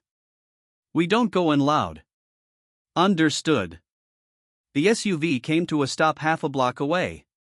Keller turned in his seat. Sir, you stay here? Ethan didn't respond immediately. Ethan, Keller said more firmly. You're not fully recovered. I'm not walking into anything blind, Ethan said. But I'm not sitting here either. Keller held his gaze for a second, then gave a short nod. You stay behind me. That's the idea. They stepped out into the afternoon air, which felt too normal for what they were about to do. Benton's car pulled in behind them. 2 additional security men moved into position, casual in appearance but precise in movement. The door to the storefront opened with a soft chime. Inside, the lighting was dim. Rows of terminals lined one wall, each separated by thin partitions. A few people sat at them, heads down, faces lit by screens. No one looked up when Ethan entered. At the far end of the room, near a corner terminal, a man in a dark jacket sat slightly angled away from the others. Ethan recognized him immediately. Not from a clear face, but from posture, from stillness, from the same quiet alertness Annie had described without knowing the word for it. Keller moved first, approaching slowly. Not aggressive, but deliberate. Marcus Vale. The man didn't turn right away. Then he did. His face was sharper than the camera had shown. Early 40s, clean-shaven, eyes that didn't waste time pretending surprise. Well, Vale said, leaning back slightly in his chair. That was faster than I expected. Ethan stepped forward, stopping just behind Keller. You're not hard to find when you start moving money in daylight. Vale's mouth curved faintly. And you're not supposed to be on your feet yet. Plans change. Vale glanced around the room, noting the positions, the exits, the number of people who weren't as casual as they looked. Then his eyes returned to Ethan. She didn't finish the job, he said. Ethan didn't react outwardly. You mean Victoria? Vale tilted his head. You say her name like you didn't trust her. That's new. Not new enough, Ethan said. Vale tapped the terminal lightly with one finger. You know, most men in your position would have been more careful about who they let that close. Ethan's voice stayed level. Most men in my position don't expect someone at their table to poison them. Vale gave a small shrug. That's the problem with comfort. It makes people predictable. Keller stepped slightly closer. You're done here. Vale didn't move. Am I? You're leaving, Keller said. Vale looked at Ethan instead. You really think this ends with me? Ethan's eyes didn't leave his. I think you're going to tell me where it goes next. Vale smiled, but there was no humor in it. That's not how this works. No, Ethan said. Because from where I'm standing, your options are shrinking. Vale leaned forward, resting his elbows on his knees. You're thinking too small. This was never about just moving money. Then what was it about? Vale studied him for a long moment, as if deciding how much to say. Leverage, he said finally. Access, influence. You're not just rich, Whitmore. You're connected. Infrastructure, health systems, contracts. People don't just want your money. They want your reach. Ethan felt the weight of that settle in. And Victoria, he asked. Vale's expression shifted slightly. She played her part. Is that what you call it? It's what it was. Ethan stepped closer now. Just enough to change the space between them. She tried to poison me. Vale didn't flinch. She tried to make you manageable. Keller's jaw tightened. Ethan's voice dropped. And if I had died? Vale held his gaze. Then the next phase would have started sooner. Silence filled the space between them. The hum of the terminals, the faint sound of typing from the other users, the distant noise of the street outside, all of it faded under the weight of that answer. Ethan spoke again, quieter now. You chose the wrong house. Vale smiled faintly. No. I chose the right one. I just miscalculated one detail. Ethan didn't need to ask. Annie, Vale said. The name landed like a stone. Keller stepped forward. We're done talking. Vale raised his hand slightly, not resisting as Keller and the other security men moved in. Careful, he said. You don't want to turn this into something public too quickly. Benton stepped in from the side. That decision isn't yours. Vale looked at him, then back at Ethan. You're going to want to move fast, because if I'm sitting here, it means she's already moving somewhere else. Ethan's eyes sharpened. Where? Vale's smile returned, thin and controlled. That's the part you haven't earned yet. Keller secured him, guiding him toward the exit. As they stepped back into the sunlight, Ethan stood still for a moment, watching Vale being placed into the vehicle. Benton came up beside him. We have him. That's a start, Ethan said. Benton frowned. That's not a warning about what? Ethan looked down the street, then back at the car where Vale sat, calm despite everything. If he's here, he said, she's already moving. Benton's voice dropped. You think Victoria's ahead of us? I think she planned for this, Ethan said. And we just triggered the next step. Keller closed the car door. We take him in. We get answers. Ethan nodded slowly. Then we'd better do it fast, he said. Because somewhere beyond the edges of what they could see, Victoria Lane was no longer reacting. She was adapting. And people like her didn't run blindly. They moved with purpose.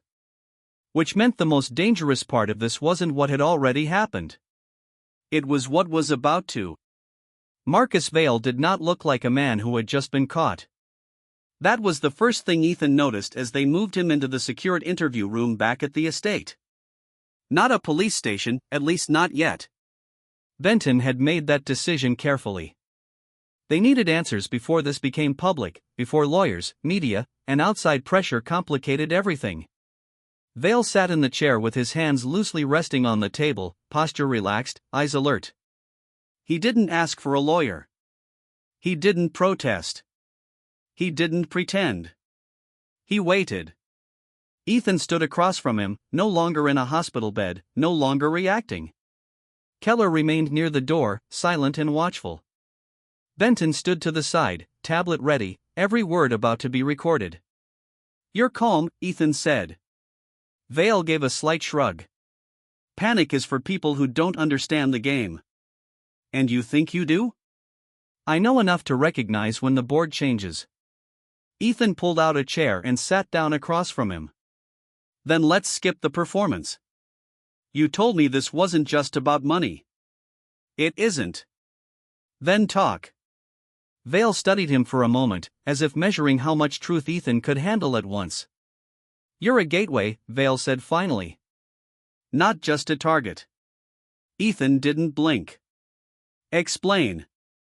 Whitmore Group touches infrastructure, private healthcare, data security, logistics, Vale continued. You're in rooms where decisions are made before the public ever hears about them. Contracts, approvals, expansions. People don't need to own your company to benefit from it. They just need influence over you. And Victoria was that influence. Yes. Ethan leaned back slightly. By poisoning me? By weakening you, Vale corrected. Slowly, subtly, enough that your judgment slips, your guard lowers, your dependence increases. Then she steps in, handles things, signs things, moves things. Benton spoke quietly from the side. including funds from the foundation. Vale glanced at him. That was just proof of concept. Margaret, who had entered quietly and now stood near the back of the room, spoke for the first time. You stole from children to test your system. Vale didn't look at her. We tested access. Ethan's jaw tightened. And the endgame? Vale's eyes returned to Ethan. Control without ownership. That's the cleanest way to operate. No public exposure. No board fights. Just influence. Ethan nodded slowly. And if I resisted? Vale didn't hesitate. Then the situation escalates. Silence. Ethan leaned forward slightly. You said something earlier. If you're here, she's already moving. Where is she going? Vale tapped his fingers lightly against the table. You're asking the wrong question again. Ethan's voice dropped. Then give me the right one. Vale's gaze sharpened. What does she have that you haven't found yet? That shifted the room. Benton looked up from his tablet. Keller's posture changed slightly. Ethan didn't speak for a few seconds. Then he said, documents. Vale didn't confirm it. He didn't need to. Margaret stepped forward. What documents? Ethan's mind was already moving. The study, he said. She was in the study last week. Helen confirmed it. Benton nodded slowly. We checked the desk, the safe, the primary files. Not just what was there, Ethan said. What used to be there? Vale leaned back, watching him now with something closer to interest. There it is, he said quietly. You're catching up. Ethan stood abruptly, turning toward Benton. Pull a full inventory of the study archives. Every file, physical and digital. Cross-check against backups. Already started, Benton said. But that could take time. We don't have time. Keller stepped forward. Sir, if she took something, she'll use it. Ethan nodded. Or leverage it. Margaret's voice was sharp. Against who?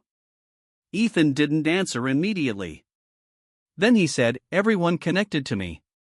The weight of that settled heavily. Vale watched them, silent now, as if his role in the conversation was already complete. Ethan turned back to him.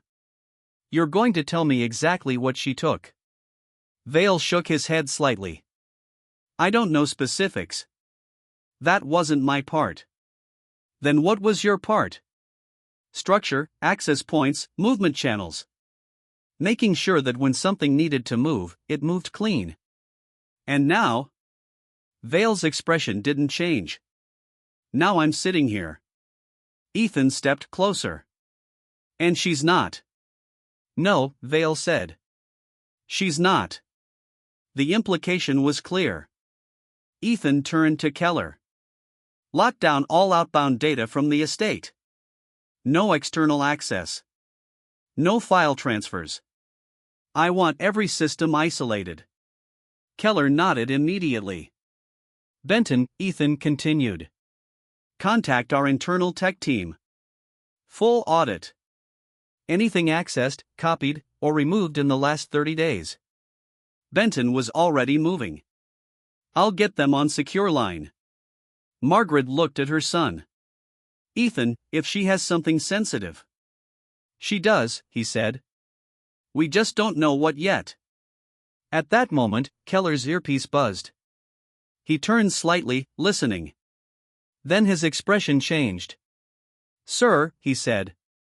We have a situation. Ethan's focus snapped to him. What kind of situation? Guest wing, Keller said. Annie. The room shifted instantly. What about her? Ethan asked, his voice sharper now. Security reports an unauthorized vehicle near the rear access road. It didn't enter the property, but it stopped long enough to observe. Then it left. Margaret's face went pale. You think? I don't think anything yet, Keller said. But the timing is wrong. Ethan didn't hesitate. Get eyes on that vehicle now. Already in progress. Ethan turned back to Vale, his voice colder than before. Did she know about the girl? Vale met his gaze. She knew the girl saw her. Did she plan for that? Vale didn't answer immediately. That was answer enough. Ethan felt something shift inside him. Not fear, not exactly. Something sharper. Protective. Focused. Move him, Ethan said to Keller. Secure location, no contact. Keller nodded and signaled the team. As Vale was escorted out, he glanced once more at Ethan. You're running out of time, he said quietly. Ethan didn't respond. Because for the first time since this began, the danger had changed shape. It was no longer just about him. It was about Annie. Minutes later, Ethan was already moving through the estate faster than his body was fully ready for. Margaret followed close behind despite Benton's attempts to slow her down. Ethan, wait. No, he said. Not this time. They reached the guest wing. Security stood outside, alert but controlled. Grace opened the door before Ethan could knock. Her face showed it immediately. What's happening? She asked. Annie stood behind her, quiet, watching. Ethan softened his voice, though urgency remained. We're increasing security. Nothing has happened, but we're being careful. Grace's eyes searched his face. This is about last night, isn't it? Yes. Annie stepped forward slightly. The bad lady. Ethan met her eyes. She's still out there, he said. And we're making sure she can't hurt anyone. Annie nodded slowly, absorbing that. Then she said something that made every adult in the room pause. She knows I saw her. Grace tightened her grip on Annie's shoulder. Baby, no. She looked at me like she knew, Annie said quietly. Ethan felt that settle heavily. He crouched slightly so he was closer to her level. You're safe here. I promise you that. Annie looked at him, not with fear, but with a kind of serious trust that felt heavier than any contract he had ever signed. Then you should find her fast, she said. Ethan stood again. I will, he said. As he stepped back into the hallway, Keller approached with an update. Vehicles gone. Plate obscured. We're pulling street cams. Ethan nodded once. Behind him, Grace closed the door to the guest room, holding her daughter close, not out of panic, but out of instinct. In the quiet that followed, Ethan understood something with absolute clarity. Victoria Lane had lost control of the plan, but she hadn't lost the will to finish it. And now, the one person who had exposed her was no longer just a witness. She was a risk. Which meant the next move wouldn't be about money. It would be about silence. The estate no longer felt like a home. By nightfall, every entrance was guarded, every corridor monitored, every shadow questioned. What had once been a place of quiet control had turned into a perimeter under watch, not because Ethan Whitmore feared what had already happened, but because he understood what might come next. Ethan stood in the main security room, a space few guests had ever seen. Walls lined with screens showed every angle of the estate. Gates, gardens, hallways, service paths, even the long private road leading up from the main highway. Keller stood beside him, issuing low commands to the team, adjusting camera feeds, marking timestamps. Street cameras picked up the vehicle 2 blocks out, Keller said. Black sedan, partial plates still obscured. We're enhancing. Driver? Ethan asked. Covered cap, glasses. Could be anyone. Ethan nodded slowly. It wasn't random. No, Keller agreed. They were watching. Behind them, Benton entered with a tablet in hand, his expression tighter than before. We have something from the study audit. Ethan turned. Tell me. Benton handed him the screen. A file is missing. Not obvious at first glance. But the index doesn't match the backup. Ethan scanned quickly. Which file? Private contract folder, Benton said. High-level agreements. Government-adjacent infrastructure expansions, hospital network integration, data routing agreements. Margaret, who had just entered behind Benton, stopped mid-step. Those are restricted. Yes, Benton said. And valuable. Ethan's eyes darkened. Leverage. Benton nodded. If she copied or removed those, she doesn't just have financial leverage. She has influence over contracts that affect entire systems. Margaret's voice dropped. Hospitals. Data systems. Public services. Ethan handed the tablet back slowly. She didn't just plan to control me. No, Benton said. She planned to control what moves through you. The room went still. Keller broke the silence. Then we escalate protection. Ethan nodded. Every system, every contract, every access point. Lock it down. And Annie? Margaret asked quietly. Ethan didn't hesitate. She stays protected. Keller added, we can move her and her mother to a secondary location. Grace's voice came from the doorway before anyone else could respond. No. They all turned. Grace stood there, her posture steady but her eyes alert. Annie stood just behind her, quiet as always, holding her doll. I'm sorry, Grace said. But we're not being moved around like we're something to hide. Ethan stepped toward her. This isn't about hiding. It's about safety. Grace met his gaze. Then we stay where you can see us. There was no defiance in her tone. Only clarity. Margaret studied her for a moment, then nodded slightly. She's right. Ethan exhaled once. Then you stay here. But security stays close.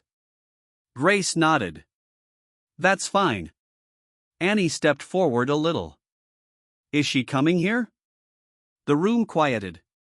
Ethan crouched slightly so he could look at her directly. Not without us knowing. Annie thought about that. But she might try.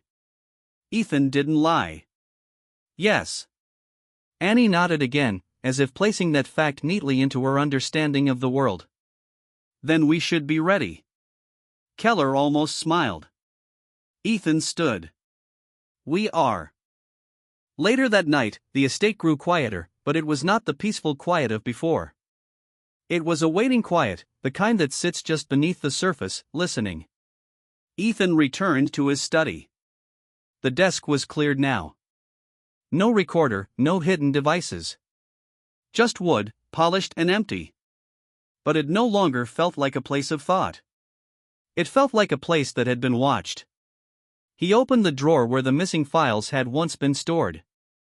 Empty. He closed it slowly. She planned this, he said to himself. She adapted it. Margaret's voice answered from the doorway. He turned. You're still awake. I raised you, she said. I don't sleep when things are unfinished. Ethan leaned back slightly against the desk. She took the contracts. She set up the accounts. She brought in Vale. And she underestimated a child, Margaret added. Ethan nodded. That's the only reason we're not having a very different conversation. Margaret stepped into the room. Then don't waste that reason. Ethan looked at her. I won't. Before he could say more, Keller's voice came through the comm system. Sir, we have movement. Ethan straightened instantly. Where? Rear perimeter. Same sector as earlier. Ethan was already moving. Within seconds, he was back in the security room. The screen showed it clearly this time. The same black sedan, parked just beyond the outer gate. Not moving, not hiding. Waiting. Zoom, Ethan said. The image tightened. The driver's window rolled down slightly. A hand appeared, holding something. Keller frowned. What is that? Ethan's eyes narrowed. Envelope. Same size. Same shape. Just like the one Victoria had handed Vale. Don't open the gate, Ethan said. Not planning to, Keller replied. The car didn't move. After a few seconds, the driver stepped out, face partially covered. Same posture. Deliberate. He walked toward the gate, stopped just short, and placed the envelope on the ground. Then he stepped back, got into the car, and drove away. No rush, no panic. Just precision. Silence filled the room again. Ethan stared at the screen. It's a message, Benton said quietly. Margaret's voice was colder. Or a threat. Ethan turned to Keller. Send a team. Full precaution. Don't touch it directly. Keller nodded and moved immediately. Minutes later, the envelope was brought inside, sealed within a protective bag. It sat now on the table in the security room, untouched. Ethan stepped closer. Scan first, he said. A technician moved in, running a portable scanner over the surface. No immediate triggers, no wiring, no chemical flags. Open it, Ethan said. Carefully, with gloves. The envelope was slit. Inside was a single sheet of paper, folded once. Keller handed it to Ethan. Ethan unfolded it slowly. There was only one line, typed clean. You stopped one bite. You won't stop the next move. No signature. No explanation. But Ethan didn't need one. He looked up. She's not running, he said. Benton frowned. No. Ethan shook his head slowly. She's still playing. Margaret crossed her arms. Then we end it. Ethan's grip tightened slightly on the paper. No, he said. We finish it. Behind him, Annie stood quietly in the doorway, unnoticed until she spoke. That's not a message, she said. They all turned. Ethan looked at her. What is it? Annie stepped a little closer, her eyes on the paper. It's a warning, she said. Silence followed. Ethan looked back at the message. Then at the screens. Then at the gate where the car had been. And in that moment, he understood something with absolute clarity. Victoria Lane wasn't trying to disappear. She was trying to control how this ended. And she had just made it clear. The next move wasn't going to be hidden. It was going to be direct. The message did not leave the room. Ethan stood with the paper still in his hand, reading the same line again. Not because he didn't understand it, but because he needed to understand how it had been written. Not the words themselves, but the intention behind them. You stopped one bite. You won't stop the next move. It wasn't emotional. It wasn't angry. It wasn't desperate. It was controlled. She's not panicking, Ethan said quietly. Benton nodded. No. This is calculated. Margaret's voice was sharper. Then she's overconfident. Ethan shook his head. No. She thinks she still has leverage. Keller stepped closer to the table. Then we assume she's going to use it. Annie remained near the doorway, silent again, but watching everything, not with fear, just with that same steady attention that had changed everything once already. Ethan folded the paper carefully and placed it back on the table. We need to know what she has. Benton tapped his tablet. The missing contract files are still our best lead. If she copied them, she could be positioning for blackmail, negotiation, or something worse. Margaret added, or to force your hand before you can act. Ethan nodded. Exactly. Keller's earpiece buzzed again. He listened, then spoke. We've pulled additional street footage. The vehicle that dropped the envelope, same one from earlier, but this time we have a clearer angle on the driver's face. Ethan turned. Running it now. Seconds stretched. Then one of the analysts spoke from across the room. We have a match. Ethan stepped closer. Who? The analyst turned the screen. A name appeared. Daniel Cross. Benton frowned. That's not Vale. No, Keller said. But he's connected. Financial courier, mid-level operator. Works under people like Vale. Ethan's mind moved quickly. So Vale wasn't the only one. Never is, Keller said. Margaret crossed her arms. And now this one is delivering messages. Ethan looked at the screen, studying the face. Which means he's still in contact with her. Benton nodded. And close enough to move quickly. Ethan turned sharply. Track him. We are, Keller said. Last known direction heading east out of the district. Don't lose him, Ethan said. Keller didn't respond. He didn't need to. The room shifted into motion again. Quiet but urgent. Ethan stepped back, thinking. She wants us to react, he said. Margaret looked at him. And you don't intend to? I intend to react the right way. Benton raised an eyebrow. Meaning? Ethan looked at the screens. We've been following her moves. It's time she follows ours. That caught their attention. Margaret tilted her head slightly. Explain. Ethan turned to Benton. What's the status of the foundation accounts? Frozen, Benton said. We locked all outgoing transfers. Good. Now unlock one. Benton frowned. Which one? The smallest, Ethan said. One she's already touched. Make it look like we're restoring normal operations. Margaret's eyes sharpened. You're baiting her. Yes. Benton considered it. If she's watching, she'll see activity and assume we're stabilizing, not escalating. Exactly, Ethan said. She'll think she still has time, Keller added. Ethan nodded.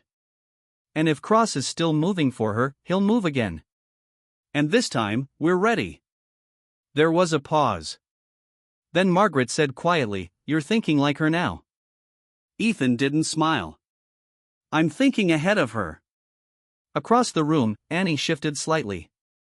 Ethan noticed. What is it? He asked. Annie looked at the screens, then at the paper on the table. She's not just watching you. Ethan stepped closer. What do you mean? Annie hesitated for a second, then said, If she knows what you're doing, she might try to make you stop. Margaret's expression tightened. How? Annie looked at her, then back at Ethan. By making you scared. Not the kind that comes from confusion. The kind that comes from recognition. Ethan exhaled slowly. She already tried that. Annie shook her head slightly. No. That was before. Ethan studied her. Before what? Before you knew everything, Annie said. The words landed harder than anyone expected. Benton spoke quietly. She's right. Margaret turned to him.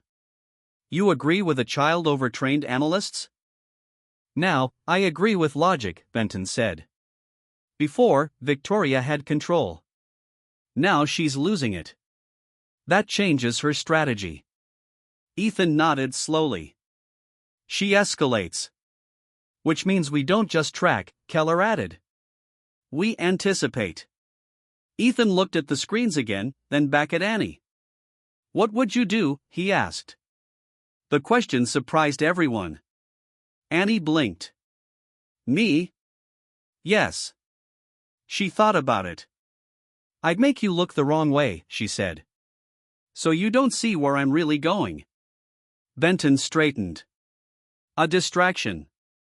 Margaret turned toward Ethan. The envelope. Ethan nodded. And the car.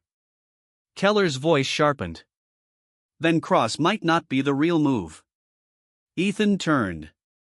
He's part of it. But not the center. Benton tapped his tablet quickly. If she wanted us focused here, then where isn't she? The answer came almost at the same time. The study, Margaret said. The contracts, Benton added. The data, Keller finished. Ethan moved immediately. Check remote access logs again. Not just the house. Every connected system. Keller relayed the order. Seconds later, the analyst's voice cut through the room. We have activity. Ethan stepped forward. Where? External server, the analyst said.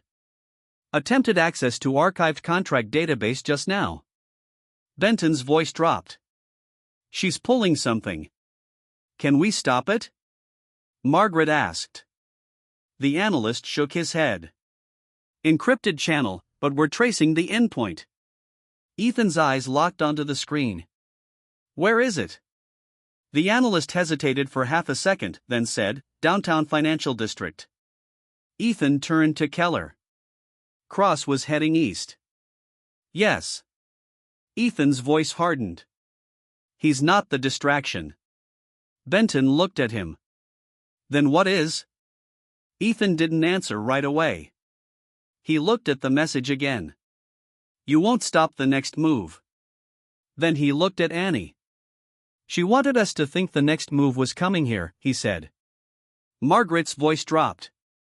But it's already happening somewhere else. Ethan nodded. She's not coming to us, he said. She's taking something and leaving. Keller stepped forward. We can move now. Ethan was already heading for the door. Yes, he said. We move now. Behind him, Margaret followed without hesitation. Benton grabbed his tablet. Keller began issuing rapid commands. And Annie stood quietly in the doorway again, watching the adults finally move in the right direction, because the danger hadn't passed. It had just shifted. And this time, they were one step behind it. The financial district never really slept, but that night it felt like it was holding its breath. Glass towers reflected the city lights in sharp angles, and the streets below hummed with late traffic in quiet urgency. Inside one of those towers, several floors above ground level, something was already in motion. And this time, Ethan Whitmore was not going to arrive too late. The convoy moved fast but controlled. 2 SUVs in front, 1 behind. No sirens, no noise. Just precision. Inside the lead vehicle, Ethan sat forward, no longer leaning back like a recovering patient. The weakness was still there, but it had been replaced by something stronger. Focus, sharpened by betrayal. Benton's voice came through the secure line. We've isolated the access point to a private server room on the 23rd floor.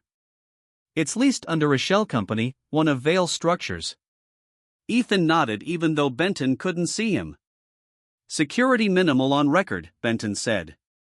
But that doesn't mean unprotected, Keller added from the front seat. We assume resistance. Good, Ethan said. So do we. The vehicles pulled into an underground garage beneath the building. The engine cut, and the quiet that followed felt heavier than noise. Everyone clear? Keller asked. Short confirmations came through. Ethan stepped out. The air in the garage was cooler, sharper. It smelled faintly of concrete and oil. Ordinary grounding. He adjusted his jacket slightly, ignoring the dull reminder in his abdomen that he was not fully recovered.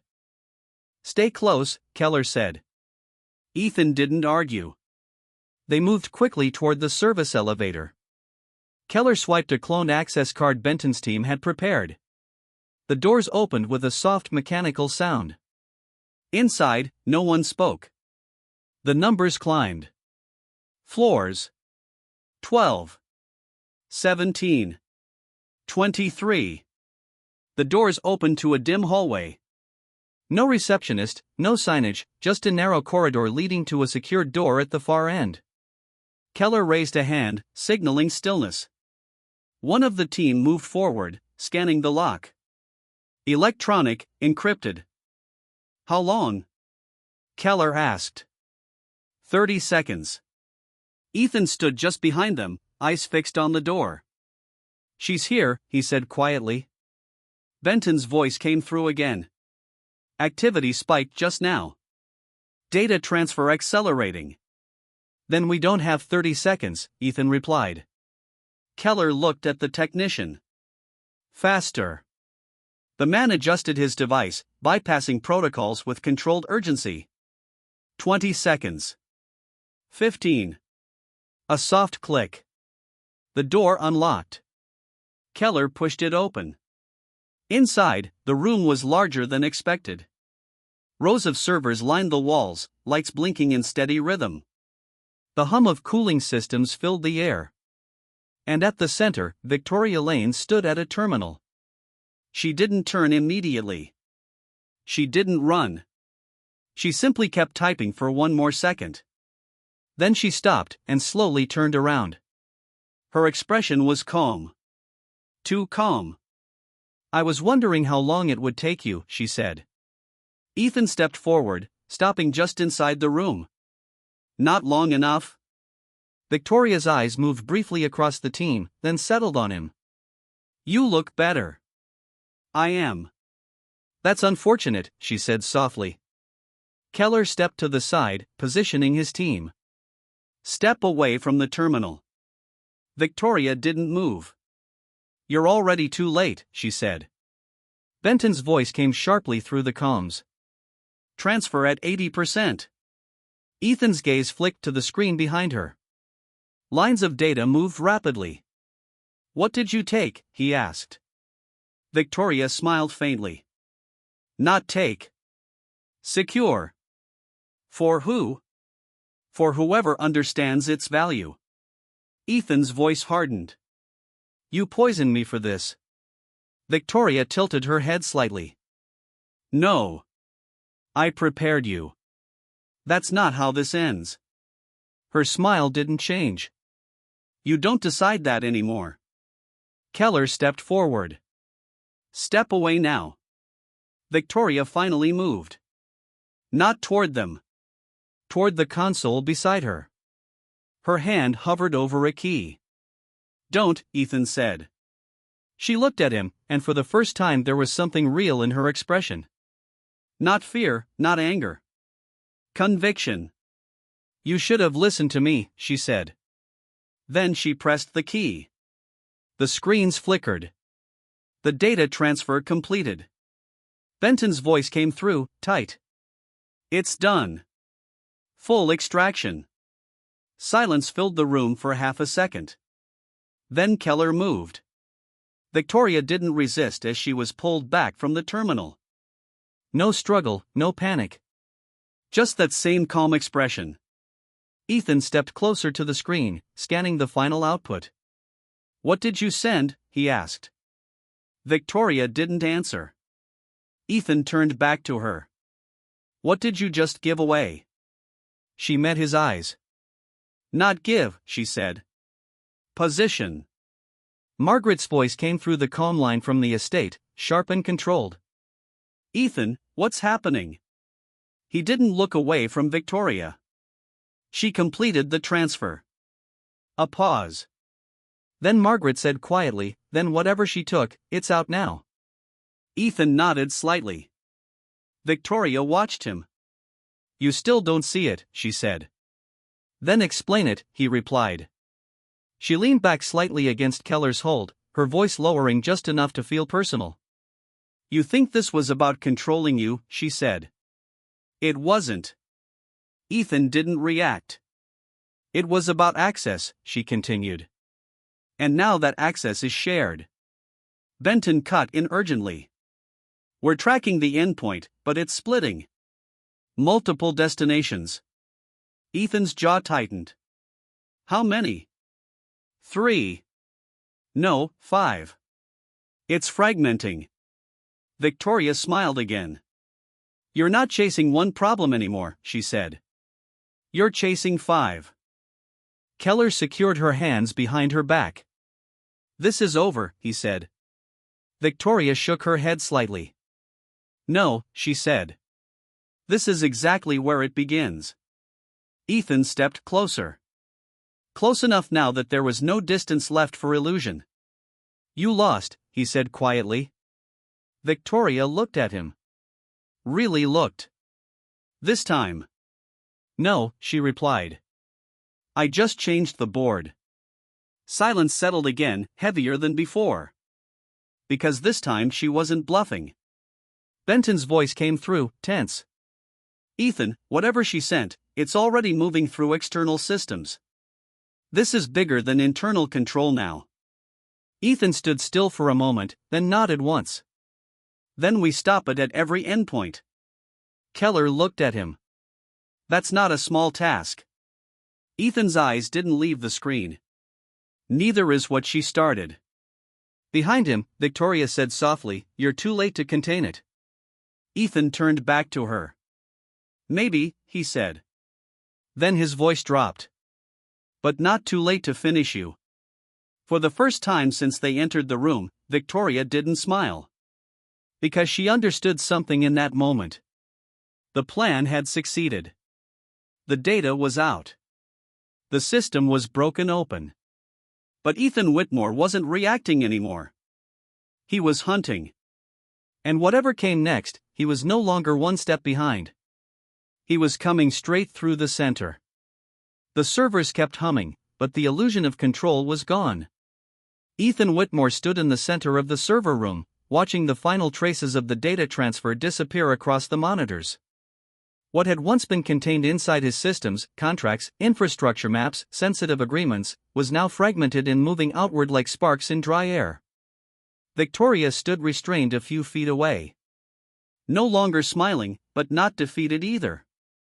Her calm had changed. It wasn't confidence anymore. It was acceptance. Benton's voice came through the comms, sharper than before. We've identified partial endpoints. 3 domestic, 2 offshore. Data packets are splitting and rerouting continuously. Ethan didn't look away from the screens. Can we isolate any of them? Trying, Benton said. But she designed this to scatter. It's not one target. It's a distribution. Keller stepped closer. We can shut down the local server. Ethan shook his head immediately. Too late for that. We cut here, we lose trace. Victoria spoke softly from behind them. Now you're thinking correctly. Ethan turned to her slowly. You planned this as a release, not a theft. She nodded once. Information is more valuable when more than one person wants it. Margaret's voice came through. Ethan, if those contracts reach the wrong hands. I know, he said. Hospitals, data networks, infrastructure systems. Not just money, control points. Pressure points. Weaknesses that could be exploited in ways far beyond finance. Benton spoke again. One of the endpoints just stabilized. Domestic server, still active. Ethan's focus sharpened instantly. Location? West side. Private data hub. We can reach it faster than the others. Keller didn't wait. We move. Ethan nodded. We move. Victoria watched him carefully. You think stopping one endpoint changes anything? She asked. Ethan stepped closer to her. His voice low. It changes enough. She studied him for a second, then said quietly, You still don't understand what you're protecting. Ethan didn't answer. Because now wasn't the time to argue. Now was the time to act. Within minutes, they were moving again. The night air outside felt colder than before, sharper against Ethan's lungs as he stepped into the vehicle. His body reminded him he hadn't fully recovered, but his mind ignored it. Inside the SUV, Keller coordinated routes. Benton stayed on comms, tracking the active endpoint. It's holding, Benton said. Whoever received that segment hasn't moved it yet. Why? Keller asked. Processing, maybe, Benton replied. Or verifying. Ethan spoke quietly. Or waiting. For what? Keller asked. For instructions, Ethan said. The vehicle turned sharply into a narrow street lined with industrial buildings. Fewer lights, fewer people. The kind of place where things happened without witnesses. 2 minutes out, Keller said. Ethan's eyes stayed forward. The SUV stopped. No hesitation this time. They moved. The building was smaller than expected. Reinforced doors, minimal signage. Keller signaled, and the team moved into position. Entry point secured, one of the men said. The door was forced open. Inside, the air was warm, filled with the low hum of machines. Not as large as the previous server room, but active, purposeful. At the far end, a man stood at a terminal. Daniel Cross. He turned as they entered, eyes widening, not in fear, but in calculation. "You're early," he said. Ethan stepped forward. "You're still here." Cross gave a tight smile. "Someone has to make sure things land properly." "Where is it going?" Ethan asked. Cross shrugged slightly. "That depends on who pays attention first." Keller moved closer. "Step away from the terminal." Cross didn't resist. He stepped back slowly, raising his hands just enough to show he wasn't going to fight. "Relax," he said. "The hard part's already done." Ethan moved to the screen. Data stream still active, but slower. "Contained."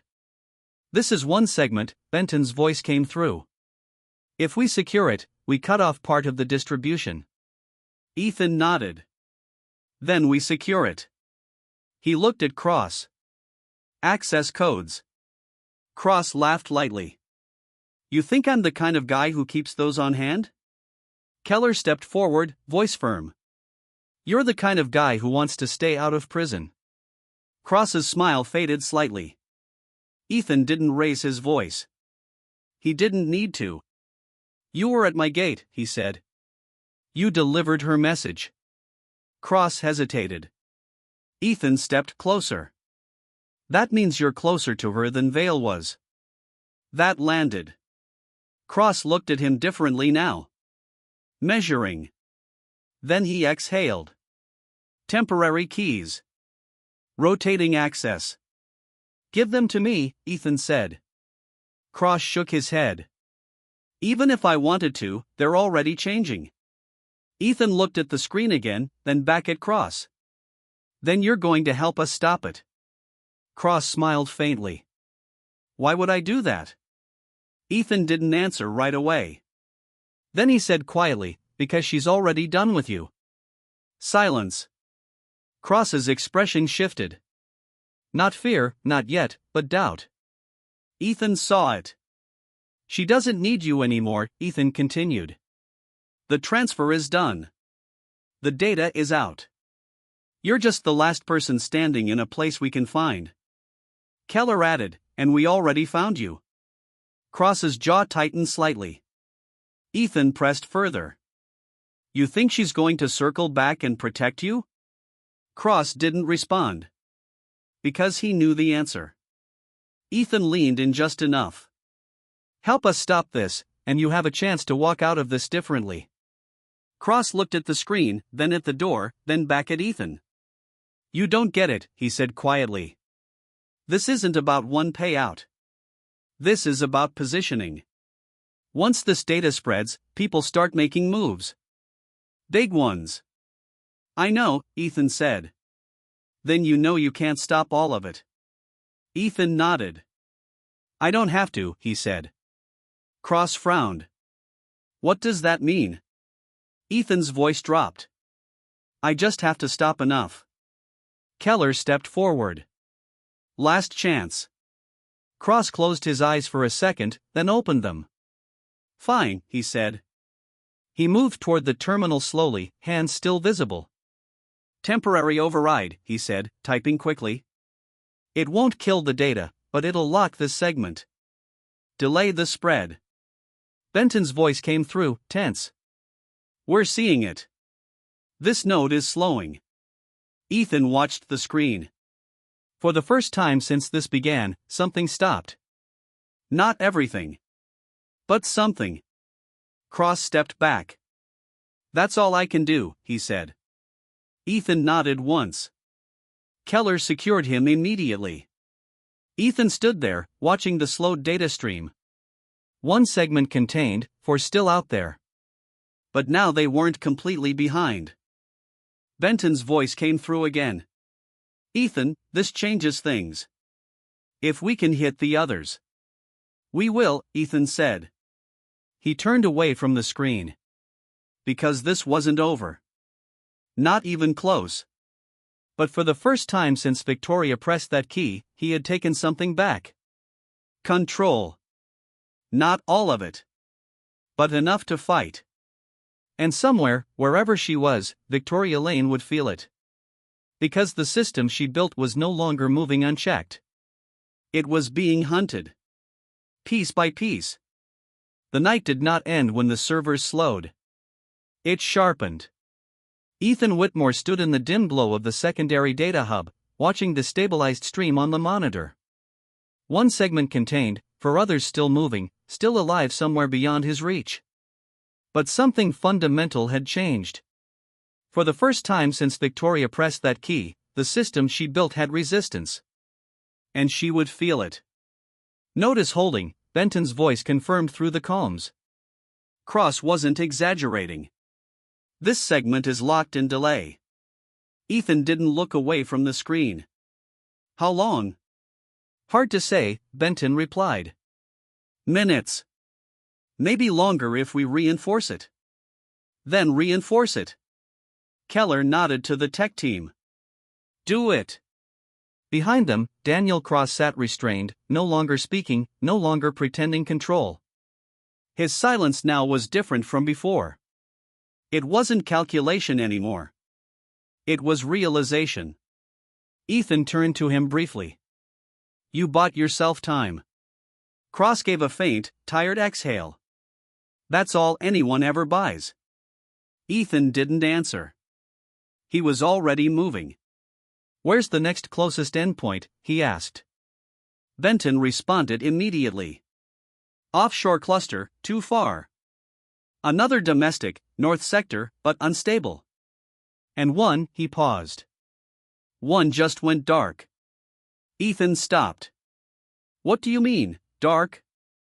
No signal, Benton said. Gone from the grid. Keller's voice lowered.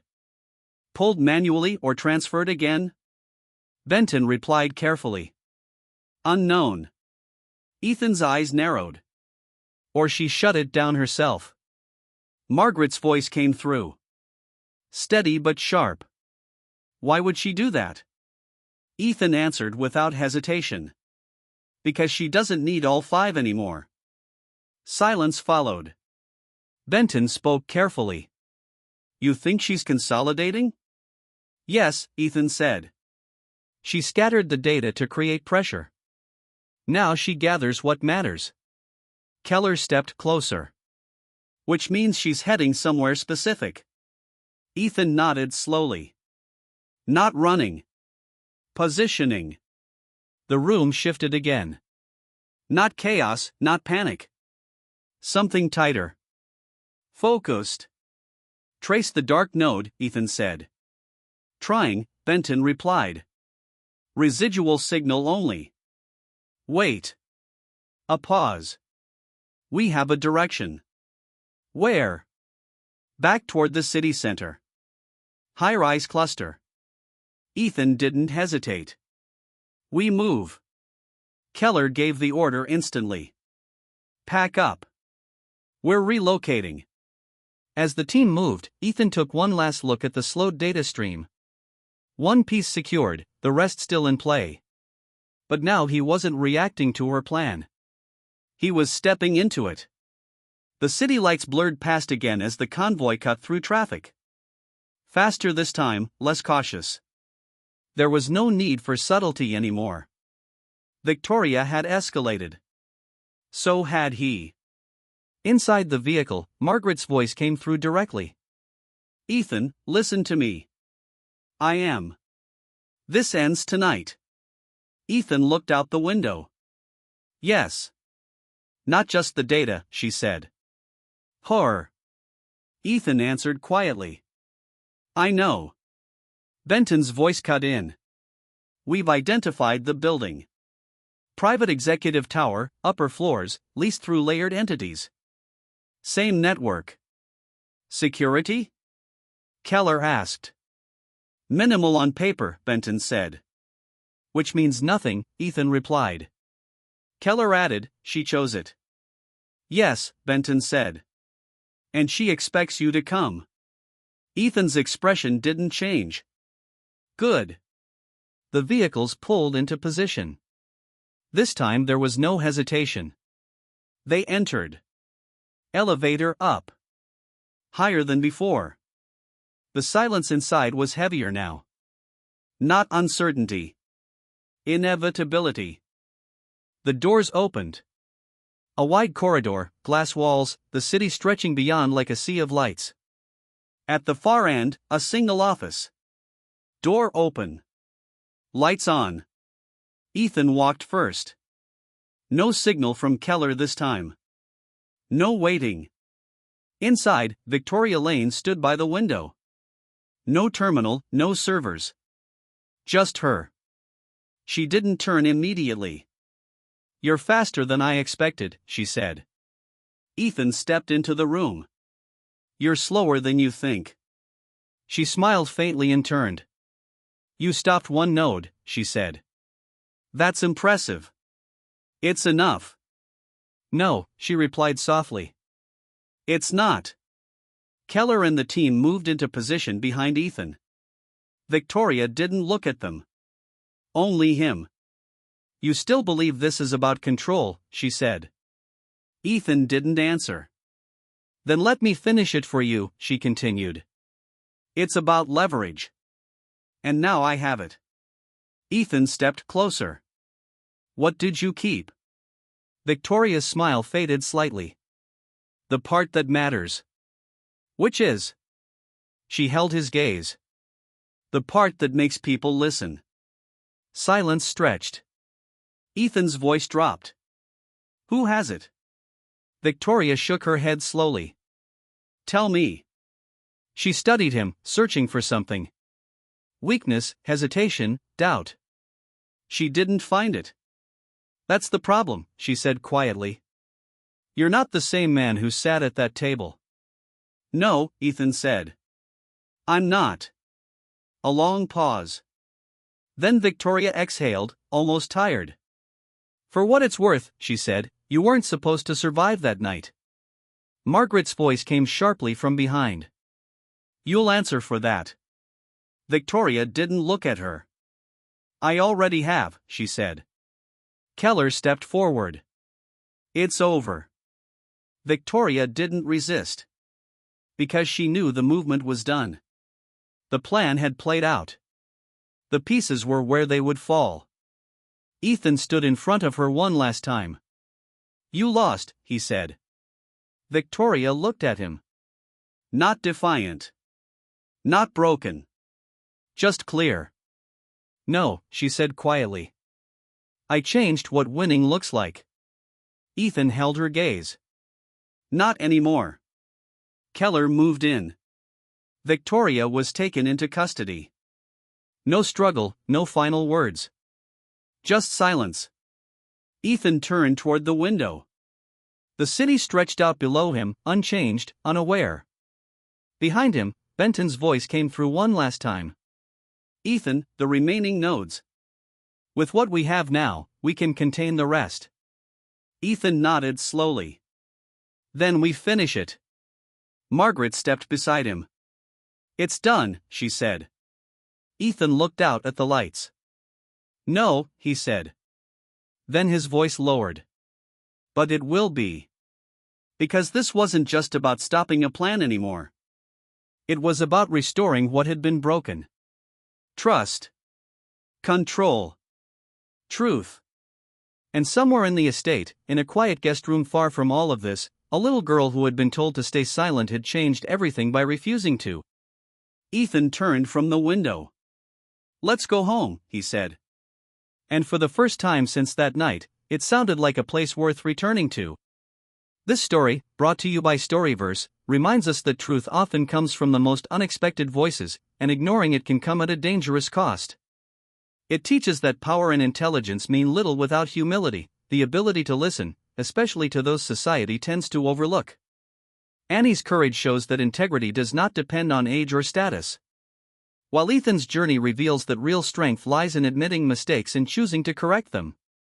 In the end, the story warns that betrayal often hides behind trust, but justice can still prevail when people choose to stand firm, protect the innocent, and pursue the truth without compromise.